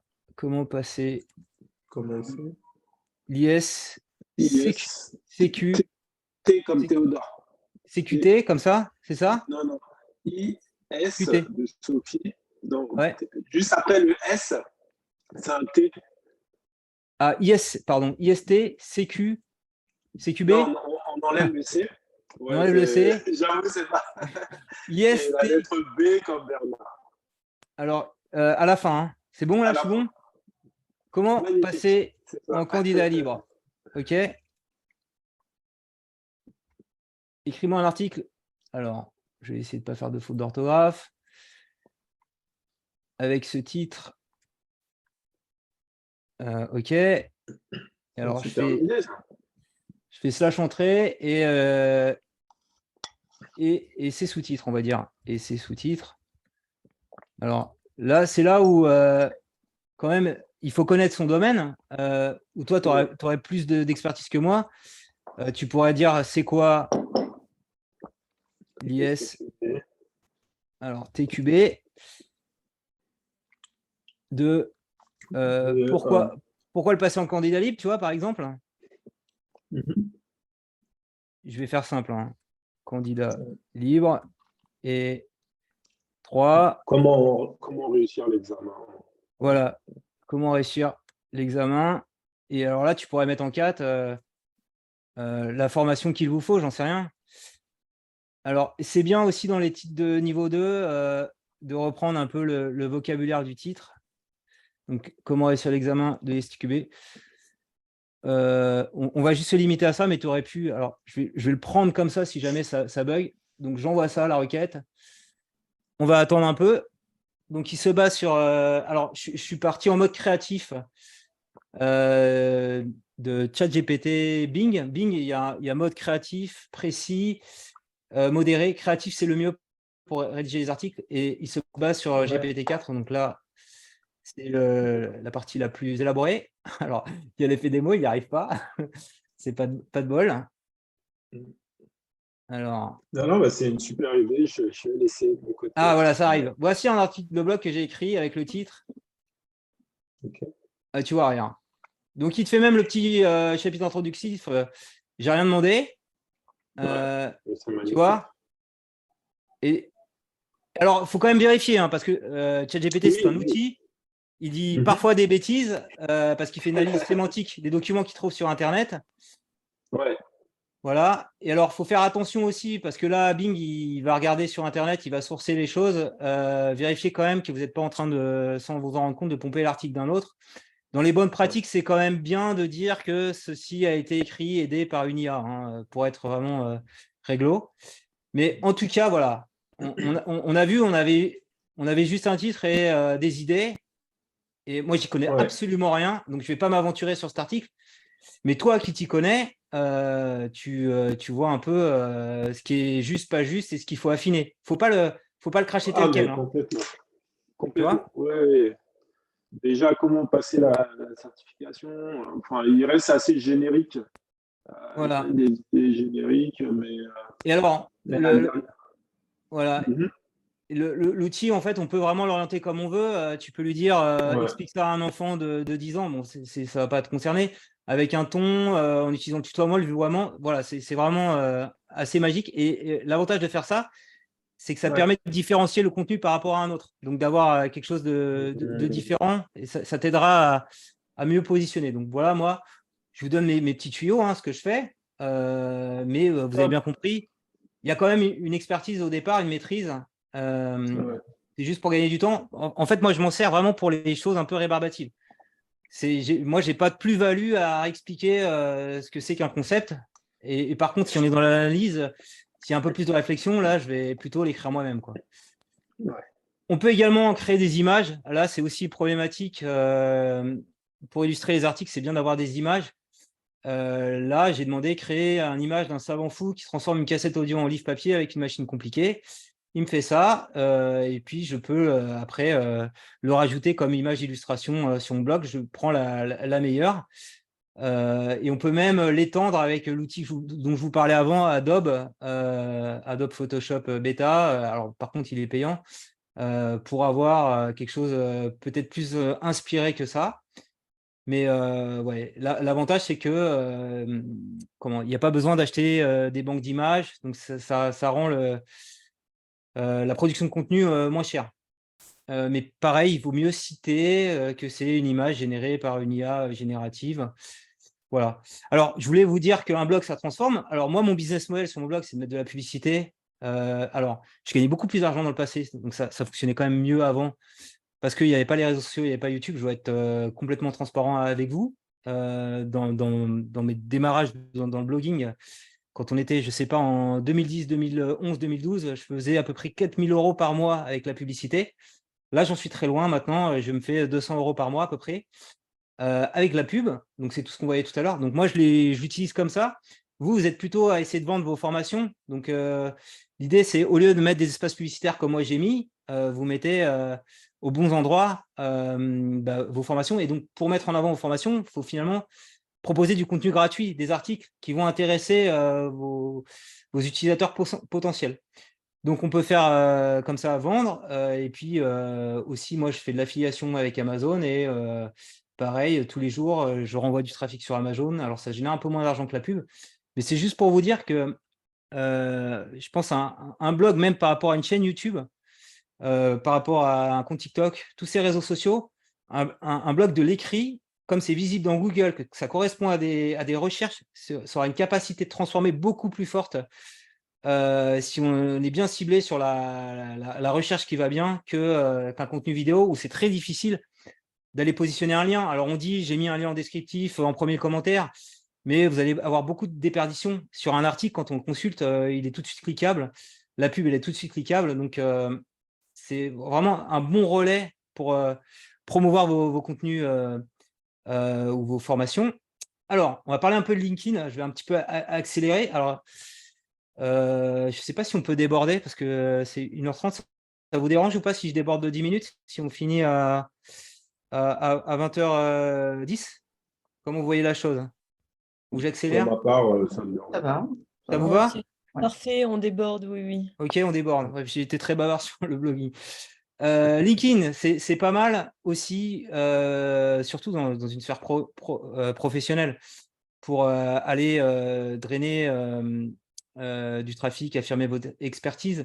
Alors, les bonnes pratiques sur LinkedIn, quand vous publiez du contenu, il faut le publier avec son propre compte personnel, pas le compte de son entreprise. Donc, si vous avez créé un compte de l'entreprise, à la limite, ça sert juste pour la référencer comme une sorte d'annuaire, mais il faut vraiment parler en son nom. C'est le dirigeant qui parle sur LinkedIn.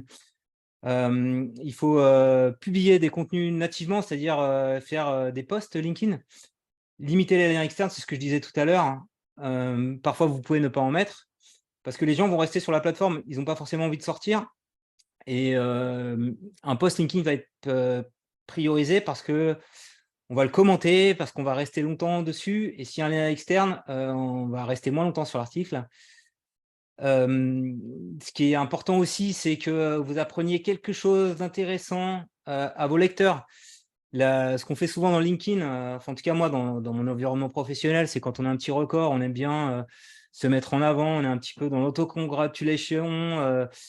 Ça, faut éviter. On peut le faire de temps en temps, mais il faut plutôt essayer de dire, moi, sur ma sphère d'expertise, alors je ne vais jamais réussir à le dire, ISTQB, s'il y a des gens qui me suivent là-dessus, essayer de donner un petit tip, ce qui vient de tomber aujourd'hui.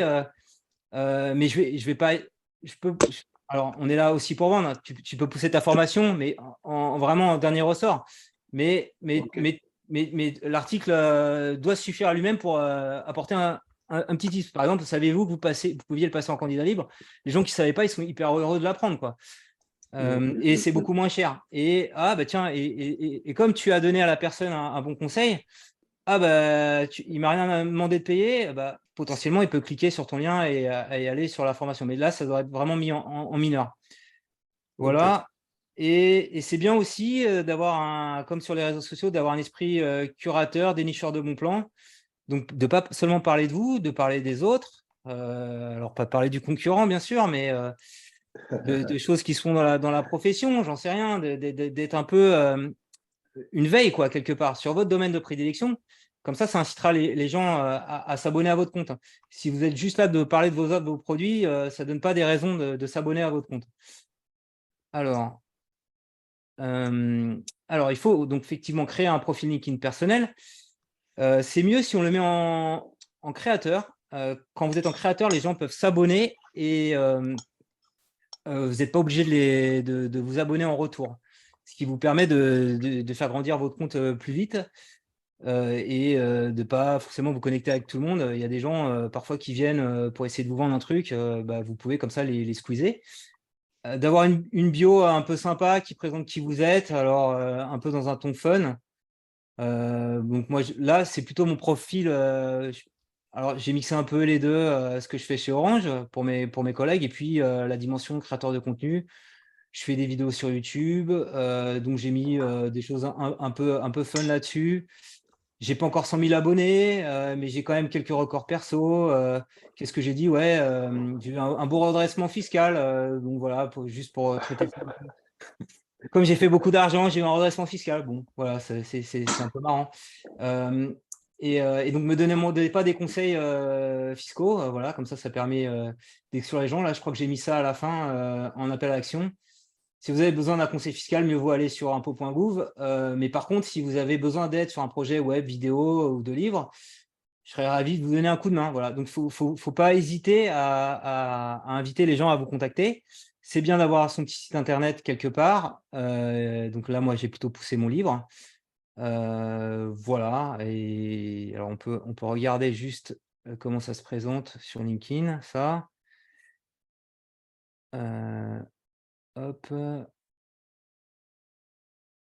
Alors voilà, c'est mon profil. Et donc, ouais, on peut mettre une jolie photo de profil. Alors là, j'ai mis une photo générée par l'IA parce que c'est un peu mon domaine.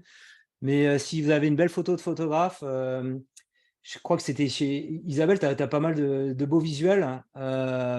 J'imagine que ton profil LinkedIn, il doit être top. Il faut faire une petite image de fond aussi également. Donc là, j'ai plutôt poussé mes livres, mais c'est mieux d'être simple.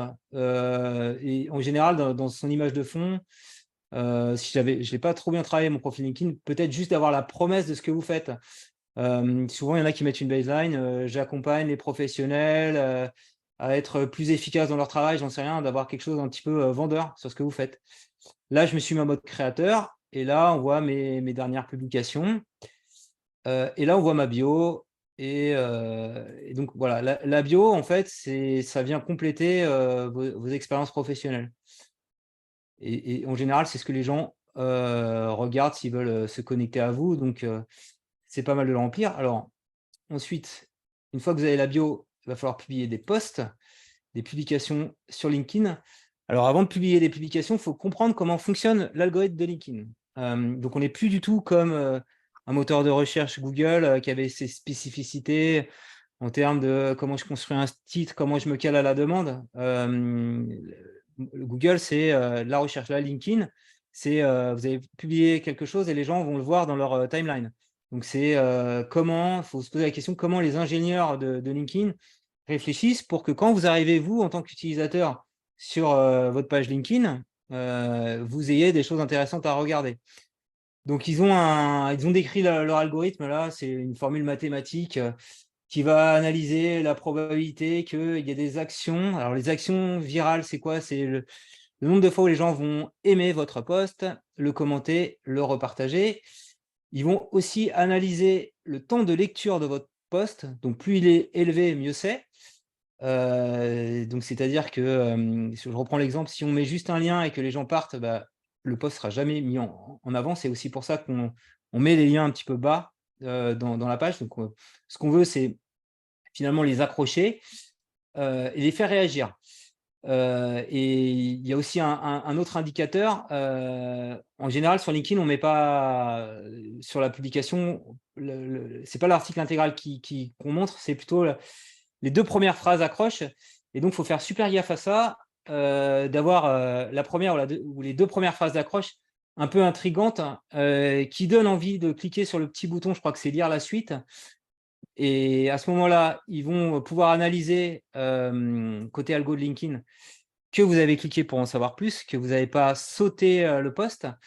Donc, si vous ne cliquez pas sur lire la suite, ce n'est pas un bon indicateur. Donc, ça repose un peu sur le modèle de vente AIDA. En fait, grosso modo, leur algo, si on réfléchit bien, c'est AIDA, c'est susciter l'attention. Donc, comment on attire l'attention? C'est la petite phrase accroche en début de post qu'on peut avoir.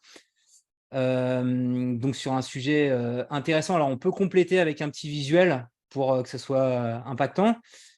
Et le désir, alors ensuite, l'intérêt, en fait, ça va être plutôt quand les gens vont cliquer sur lire la suite. Le désir, c'est quand on va un petit peu argumenter dans son post sa publication LinkedIn, donc le fait que les gens lisent longtemps. Donc, c'est pour ça qu'on voit des posts fleuves sur LinkedIn avec beaucoup d'espace, où ça commence souvent sur je raconte un peu ma vie et je la ramène au monde professionnel. J'ai une grande victoire, etc. Mais on essaye aussi c'est des contenus qu'on appelle inspirationnels, ce que j'essaye d'illustrer, ça parle aussi aux gens. Donc, on va être beaucoup dans l'émotionnel, ce que je vous parlais la dernière fois. Mais là, il faut réussir à l'être dans l'écrit. Et ce qu'on cherche aussi, les posts qui sont bien relayés, c'est ceux dans lesquels on commente. Et donc, souvent, ce qui peut être sympa, c'est dans le premier intitulé du post, d'avoir une petite question. Alors, je vais vous montrer un exemple concret. Donc, si je me remets là, j'ai mes dernières publications qui sont là. Je vais afficher toute l'activité et donc on va voir. Là, j'ai relayé la masterclass, hein, bien sûr. Donc, j'ai eu quelques likes. Alors, peut-être moins parce que j'ai fait un repartage. Je n'ai pas écrit un article dédié. Là, j'ai fait une petite vidéo. Ça marche aussi, les vidéos. Mais alors, sur du contenu texte, si on mixe du contenu texte et de la vidéo, ça va faire plus de temps passé. Alors, je vais essayer de vous trouver un format qui avait bien fonctionné. On voit en fait le nombre d'impressions. Alors ça, il faut avoir un compte créateur, vous voyez vos stats. Et je pense que j'en avais un. Alors, on va naviguer. Hop, hop, hop. Alors, j'avance. J'en ai un en tête, j'aurais dû prendre le lien. Ah, ça va arriver. Alors, je fais aussi, mais quand je recherche un alternant, j'avais publié une petite vidéo sympa pour attirer du monde. Elle avait plutôt bien marché. J'ai vu 4000 fois, il y a quelques commentaires. Alors, j'essaie juste de vous montrer. Là, dans ce post-là, quelle est vos dernières recherches YouTube? C'est un peu l'esprit, quoi. C'est que j'ai envie que les gens répondent, commentent. Mais ça, c'était pas suffisamment puissant comme accroche. Il y a eu très peu de commentaires. Et alors, j'avance. Ah, je vais la trouver. Ah voilà, c'est celle-là qui a bien marché. Elle a eu 12 500 impressions. Pourquoi? Parce qu'il y a eu 31 commentaires. Et alors, simplement, qu'est-ce que j'ai fait? Voilà, c'est le petit i, voire plus. Comment prononces-tu le nom de ce célèbre réseau social professionnel? Et là, en fait, j'ai mis un petit échange vidéo que j'ai eu avec quelqu'un qui a écrit un bouquin sur LinkedIn qui s'est assez bien vendu. Et donc, les gens, naturellement, ont commenté et ont répondu à la question. Alors, il n'y a pas que ça. Ça, c'est l'accroche, mais en fait, on est invité ici à faire voir plus. Alors voilà, je vais retrouver son nom, j'avais perdu. C'est Christopher Piton. Et donc là, en fait, je continue, je fais des espaces. Donc, je dis LinkedIn, LinkedIn. Et ce qui est pas mal, comme il y a l'audio là et qu'on parle. Et alors, je racontais l'expérience où j'avais été dans une salle de classe où je m'étais fait reprendre par les étudiants qui disaient LinkedIn. Voilà, donc c'était un truc un peu amusant qui a fait réagir les gens. Et il y a eu pas mal de commentaires. Alors, je vais faire afficher plus de commentaires. Voilà, ça a attiré l'attention. Et donc, les gens me disent, je dis comme toi, je dis comme vous également, etc., etc. Donc, ça a fait naître un petit peu le débat, voilà, sur un truc un peu fun. Donc, si vous avez un sujet un petit peu qui fait débat, positivement, négativement, alors c'est mieux positivement pour avoir des bonnes réactions, vous allez générer des commentaires comme ça. Alors, autre truc intéressant, là, en l'occurrence, ça a dû aider, je pense aussi, c'est, donc je cite Christopher Piton qui va commenter mon post. Donc, tous ses abonnés vont le voir. Lui, il a plus de 50 000 abonnés LinkedIn. Donc, je l'ai fait, bien sûr, il est dedans. Donc, ça aussi, c'est une bonne stratégie quand vous faites des articles de blog.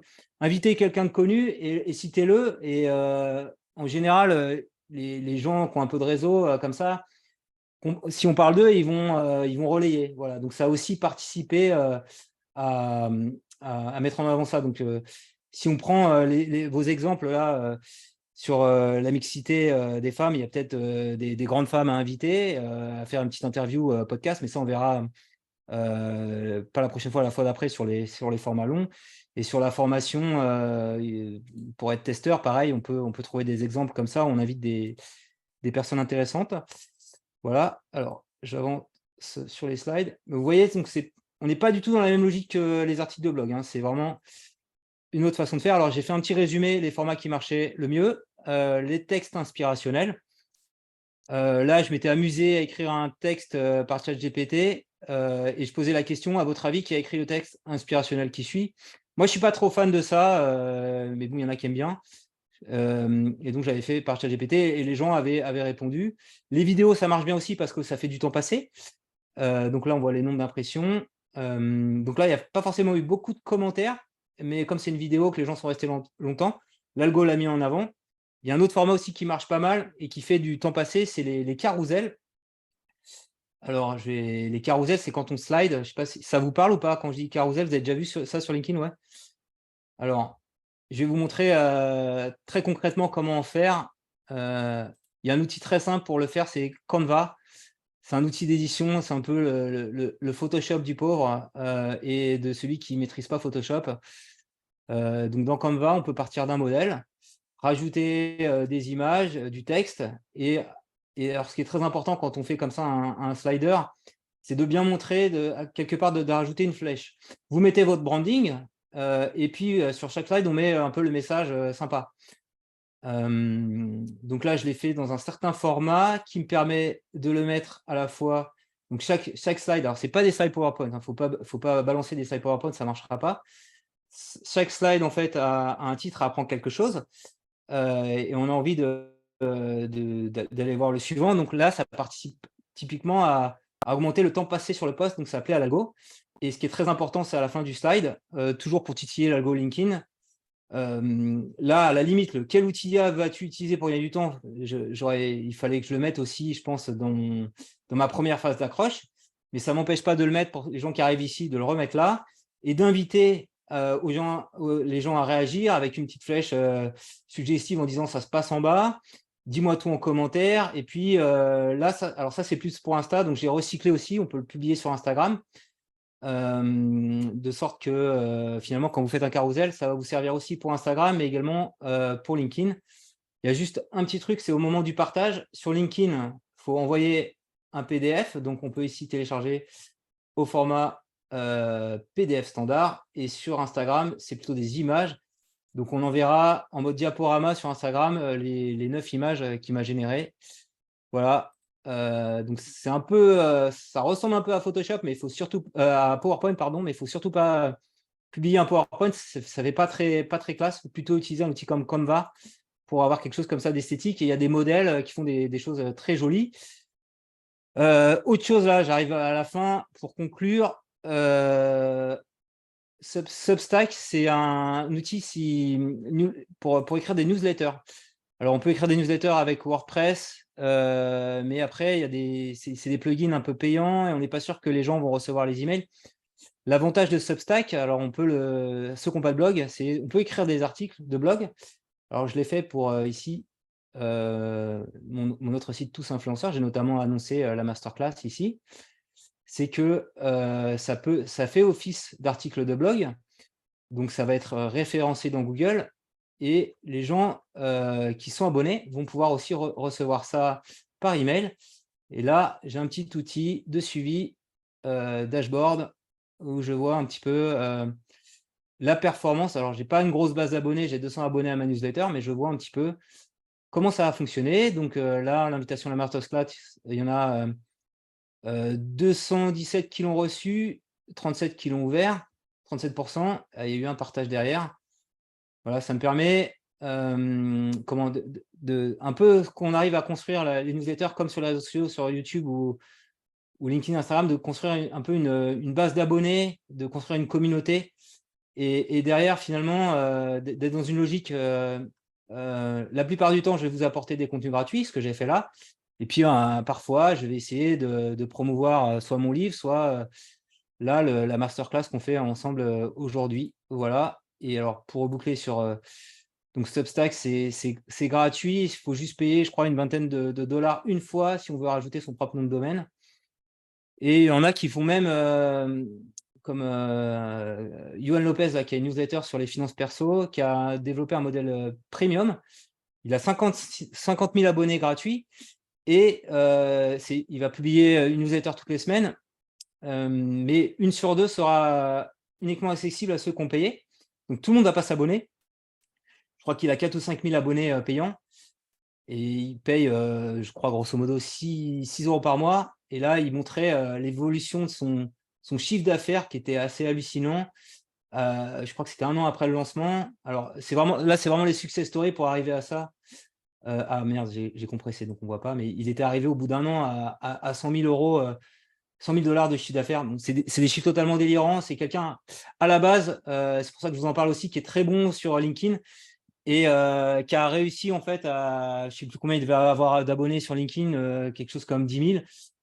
Il publiait régulièrement des choses sur LinkedIn et il a réussi à les faire abonner. D'abord en gratuit. En fait, grosso modo, sur Internet, c'est toujours comme ça que ça se passe. Avant de vendre, vous proposez des choses gratuites, les gens s'abonnent et puis après, il y a une petite fraction qui va s'engager un peu plus parce que ils ont envie d'aller plus loin, ils vous font confiance et lui, il arrive à tirer un revenu premium grâce à ses écrits. Mais on peut transposer ça à ce que vous faites avec vos formations. Il pourrait très bien, comme sur Shifumi, Shifumi, c'est ça, un modèle premium pour avoir accès à tout le contenu tous les mois. Voilà, j'ai débordé, mais je suis disponible si ceux qui veulent rester pour répondre à vos questions. J'ai un peu trop parlé aujourd'hui. Je vous donnerai un peu plus la parole la prochaine fois. Désolé. Poser une petite question. Ouais. C'est possible d'avoir tes coordonnées pour te contacter? Ouais, bien sûr. Ouais, bien sûr.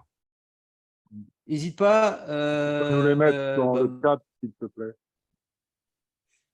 Tu peux me contacter par mail. Je peux le mettre là, janvier@gmail.com. Attends, je vais le mettre dans le chat, c'est plus simple. Comme Oui, ça, voilà. tu me contactes et il n'y a pas de problème. Alors, attends, comment on fait? C'est où le chat? C'est là? C'est en bas, à côté de participants. Ouais, c'est ça. Alors, je tente. Voilà, n'hésitez pas si vous voulez approfondir des trucs. Est-ce qu'il y avait des questions par rapport à ce que j'ai dit? Alors, j'étais un peu plus participatif sur les blogs. Là, j'ai accéléré sur LinkedIn. Il y a peut-être des questions sur LinkedIn, ouais. Il y a beaucoup de questions, mais ça va trop vite. Ça va trop vite? Ouais. Ouais. Désolé. Il y a des choses sur lesquelles on pourrait s'attarder. Ouais.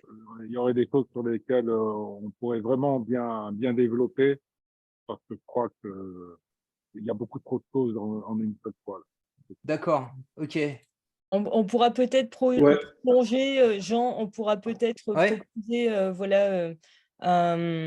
une future masterclass juste sur LinkedIn ou en fonction des personnes que ça peut intéresser, bien sûr. Ouais, si vous voulez.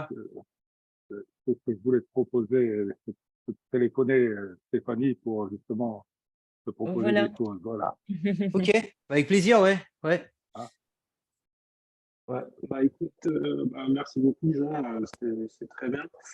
Moi, j'ai une petite question sur Substack. Alors, j'ai pas compris, c'est un outil gratuit ou ouais, il y a un volet payant? Alors, la plateforme est entièrement gratuite pour publier du contenu. Alors, en général, tu as une adresse en substack.com.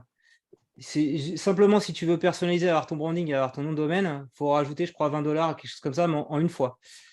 Ce que tu peux faire, c'est après, par rapport à la communauté que tu as, moi, j'ai 200 abonnés à ma newsletter, ça ne sert à rien que je la rende payante. Mais je pense dans les settings, on peut, à un moment donné, le basculer en payant. Alors, on va regarder. Et effectivement, alors c'est peut-être pas là.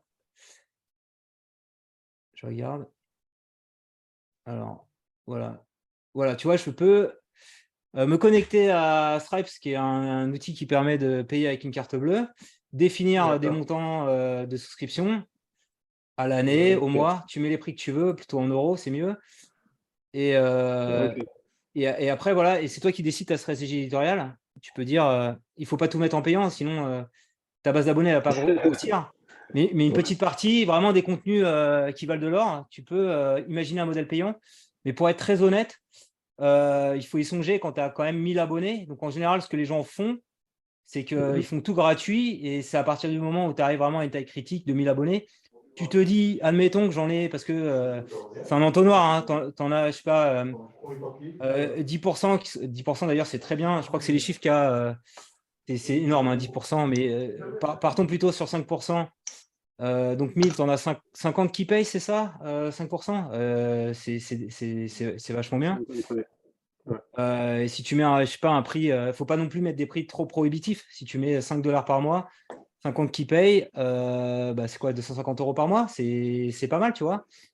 C'est un complément. Tu vas pas en vivre, mais le gars dont je parlais en vit parce que lui, il est dans un truc très particulier où tu as besoin d'expertise sur les finances perso. Et à la base, il est très connu, il a déjà une communauté. Donc, c'est bien d'avoir fait une expertise avant sur, je sais pas, sur YouTube ou sur LinkedIn, qui sont des gros réseaux sociaux où tu peux affirmer ton expertise et après de transformer cette base en abonné gratuit, puis payant quand tu as au moins 1000 abonnés.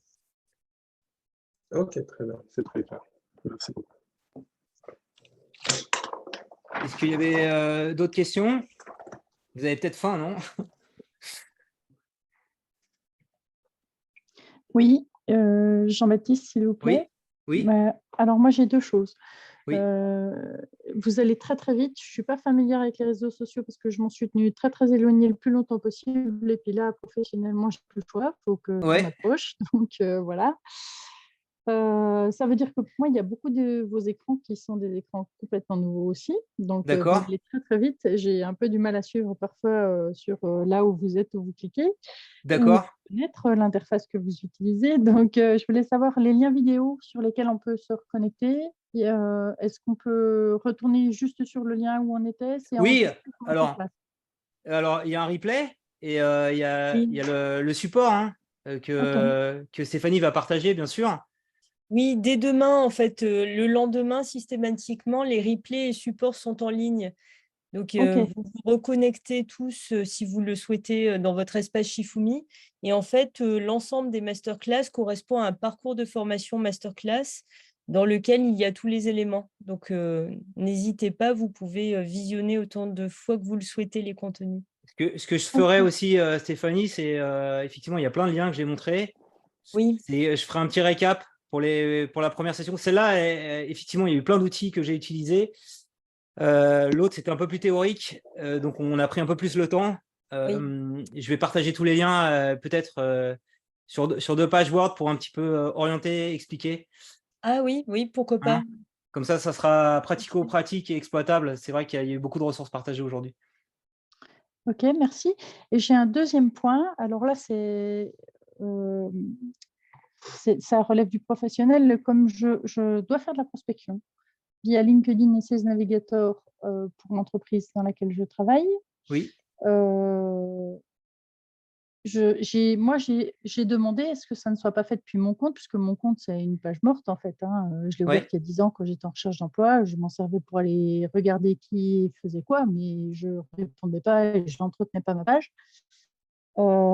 Et du coup, je ne voulais pas partir de cette page-là pour faire cette prospection. Donc, j'ai choisi de partir de la page contact de mon entreprise.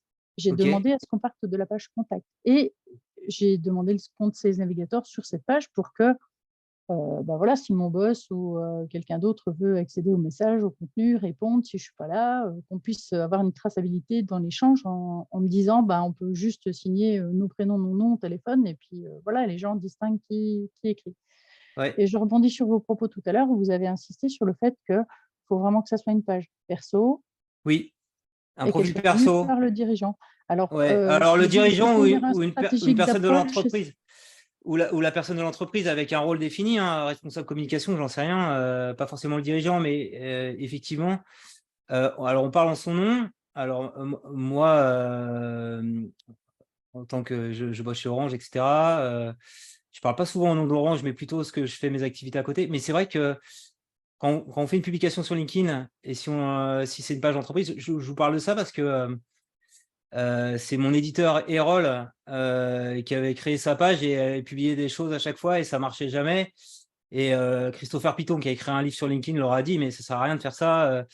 L'algo, il vous priorise pas. C'est du temps perdu. Donc, effectivement, il vaut mieux parler en tant que… alors, si c'est pour votre boîte, bah, il faut que très clairement, pour ta boîte, ton profil et le nom de ton entreprise et que c'est toi qui prennes la parole sur les posts. Et même en termes de prospection, quand tu fais des contacts directs, c'est toujours plus sympa de dire d'avoir un message personnel au-delà de l'algo qui privilégie les publications de personnes.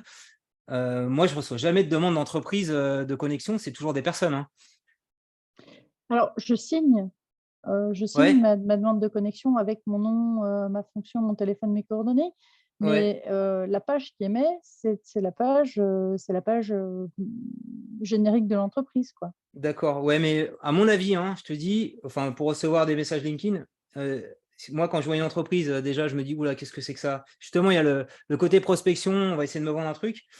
Ça serait beaucoup mieux d'avoir un contact privé en tant que personne qui travaille pour l'entreprise avec ta page personnelle. Alors, quitte peut-être à en créer une nouvelle où tu t'appelles Patricia Bull, telle entreprise, et comme ça, tu mets de côté ce que tu as fait avant.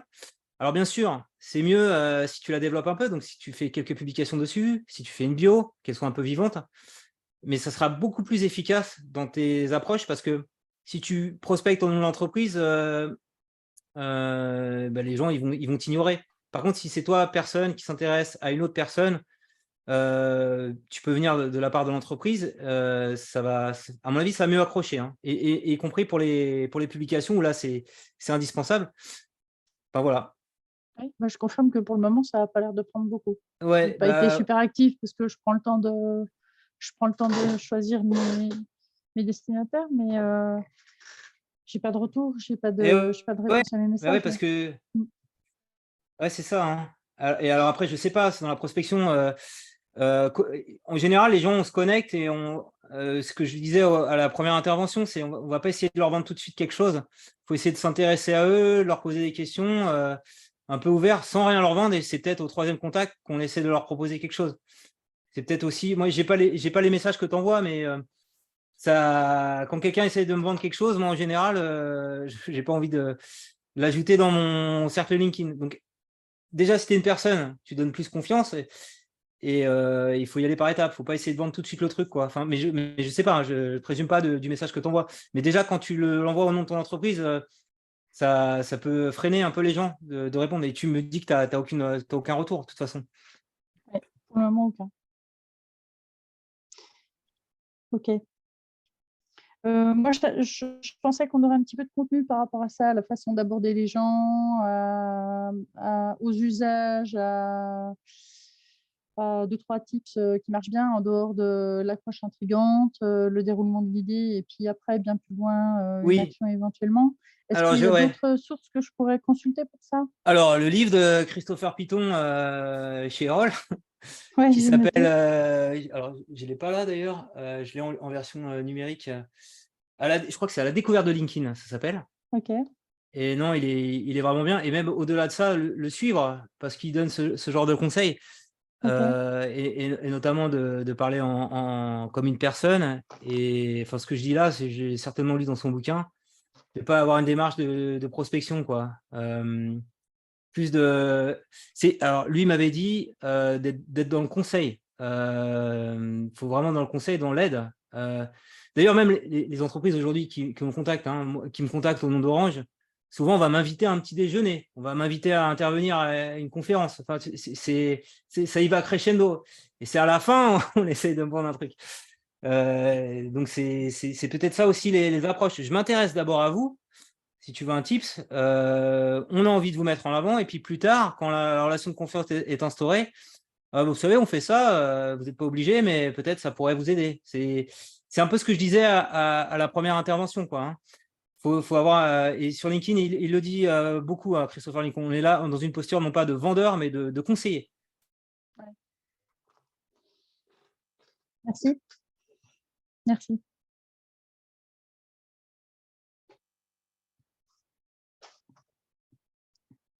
Est-ce qu'il y avait d'autres questions?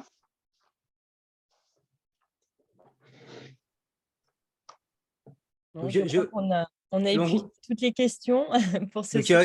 il y aura un engouement pour un LinkedIn le retour alors. Ah, Non. peut-être bien, on dirait. Hein. Avec Ouais, plaisir. j'étais un peu vite. Désolé, ouais, c'était un peu dense. Genre, on aurait peut-être dû scinder en deux. Mais on garde ça, ok. Je pense que ça peut être une bonne idée, oui, oui. Pour la rentrée, une masterclass spéciale LinkedIn. Amadou, tu voulais. Je vois que ton micro s'allume. Pardon. Non, j'ai oublié de le désactiver de Ah, temps en temps. pardon, je croyais que tu Non, avais une non, dernière j'ai plus de question. questions. Merci, c'est très bien. Très bien. Merci beaucoup. Merci Jean-Baptiste pour cette intervention. Ça a été riche. On a eu pas mal de questions. On a eu également beaucoup de cas pratiques et d'illustrations en plus sur les pages de chacun. Donc, c'était vraiment c'était très concret. Et n'oublions pas de nous retrouver la semaine prochaine à la même heure, donc pour le volet 3. Et dans l'attente, pour patienter, bien sûr, vous avez l'ouvrage de Jean-Baptiste, Tous influenceurs, que vous pouvez compulser pour ancrer tout ce qu'on a vu aujourd'hui et la fois précédente, hein, puisque l'ouvrage traite de ces sujets-là. Donc, n'hésitez pas à l'acheter. On vous a mis un lien. Alors, je ne crois pas dans cette conversation-là. On vous mettra un lien Amazon euh, dans votre e-learning pour que vous puissiez le trouver assez facilement. Et si vous n'avez pas d'autres questions, je vous souhaite à tous une excellente soirée. Merci encore Jean-Baptiste. Merci à tous. Donc TikTok, les formats courts la prochaine fois. La prochaine fois, les formats courts, exactement. Format court vidéo. Je ferai attention à prendre le temps. Donc on fera moins dense. Plus focus sur TikTok. Merci. Merci beaucoup. À bientôt. Merci, bonne soirée. Au revoir. Bonne soirée à tous.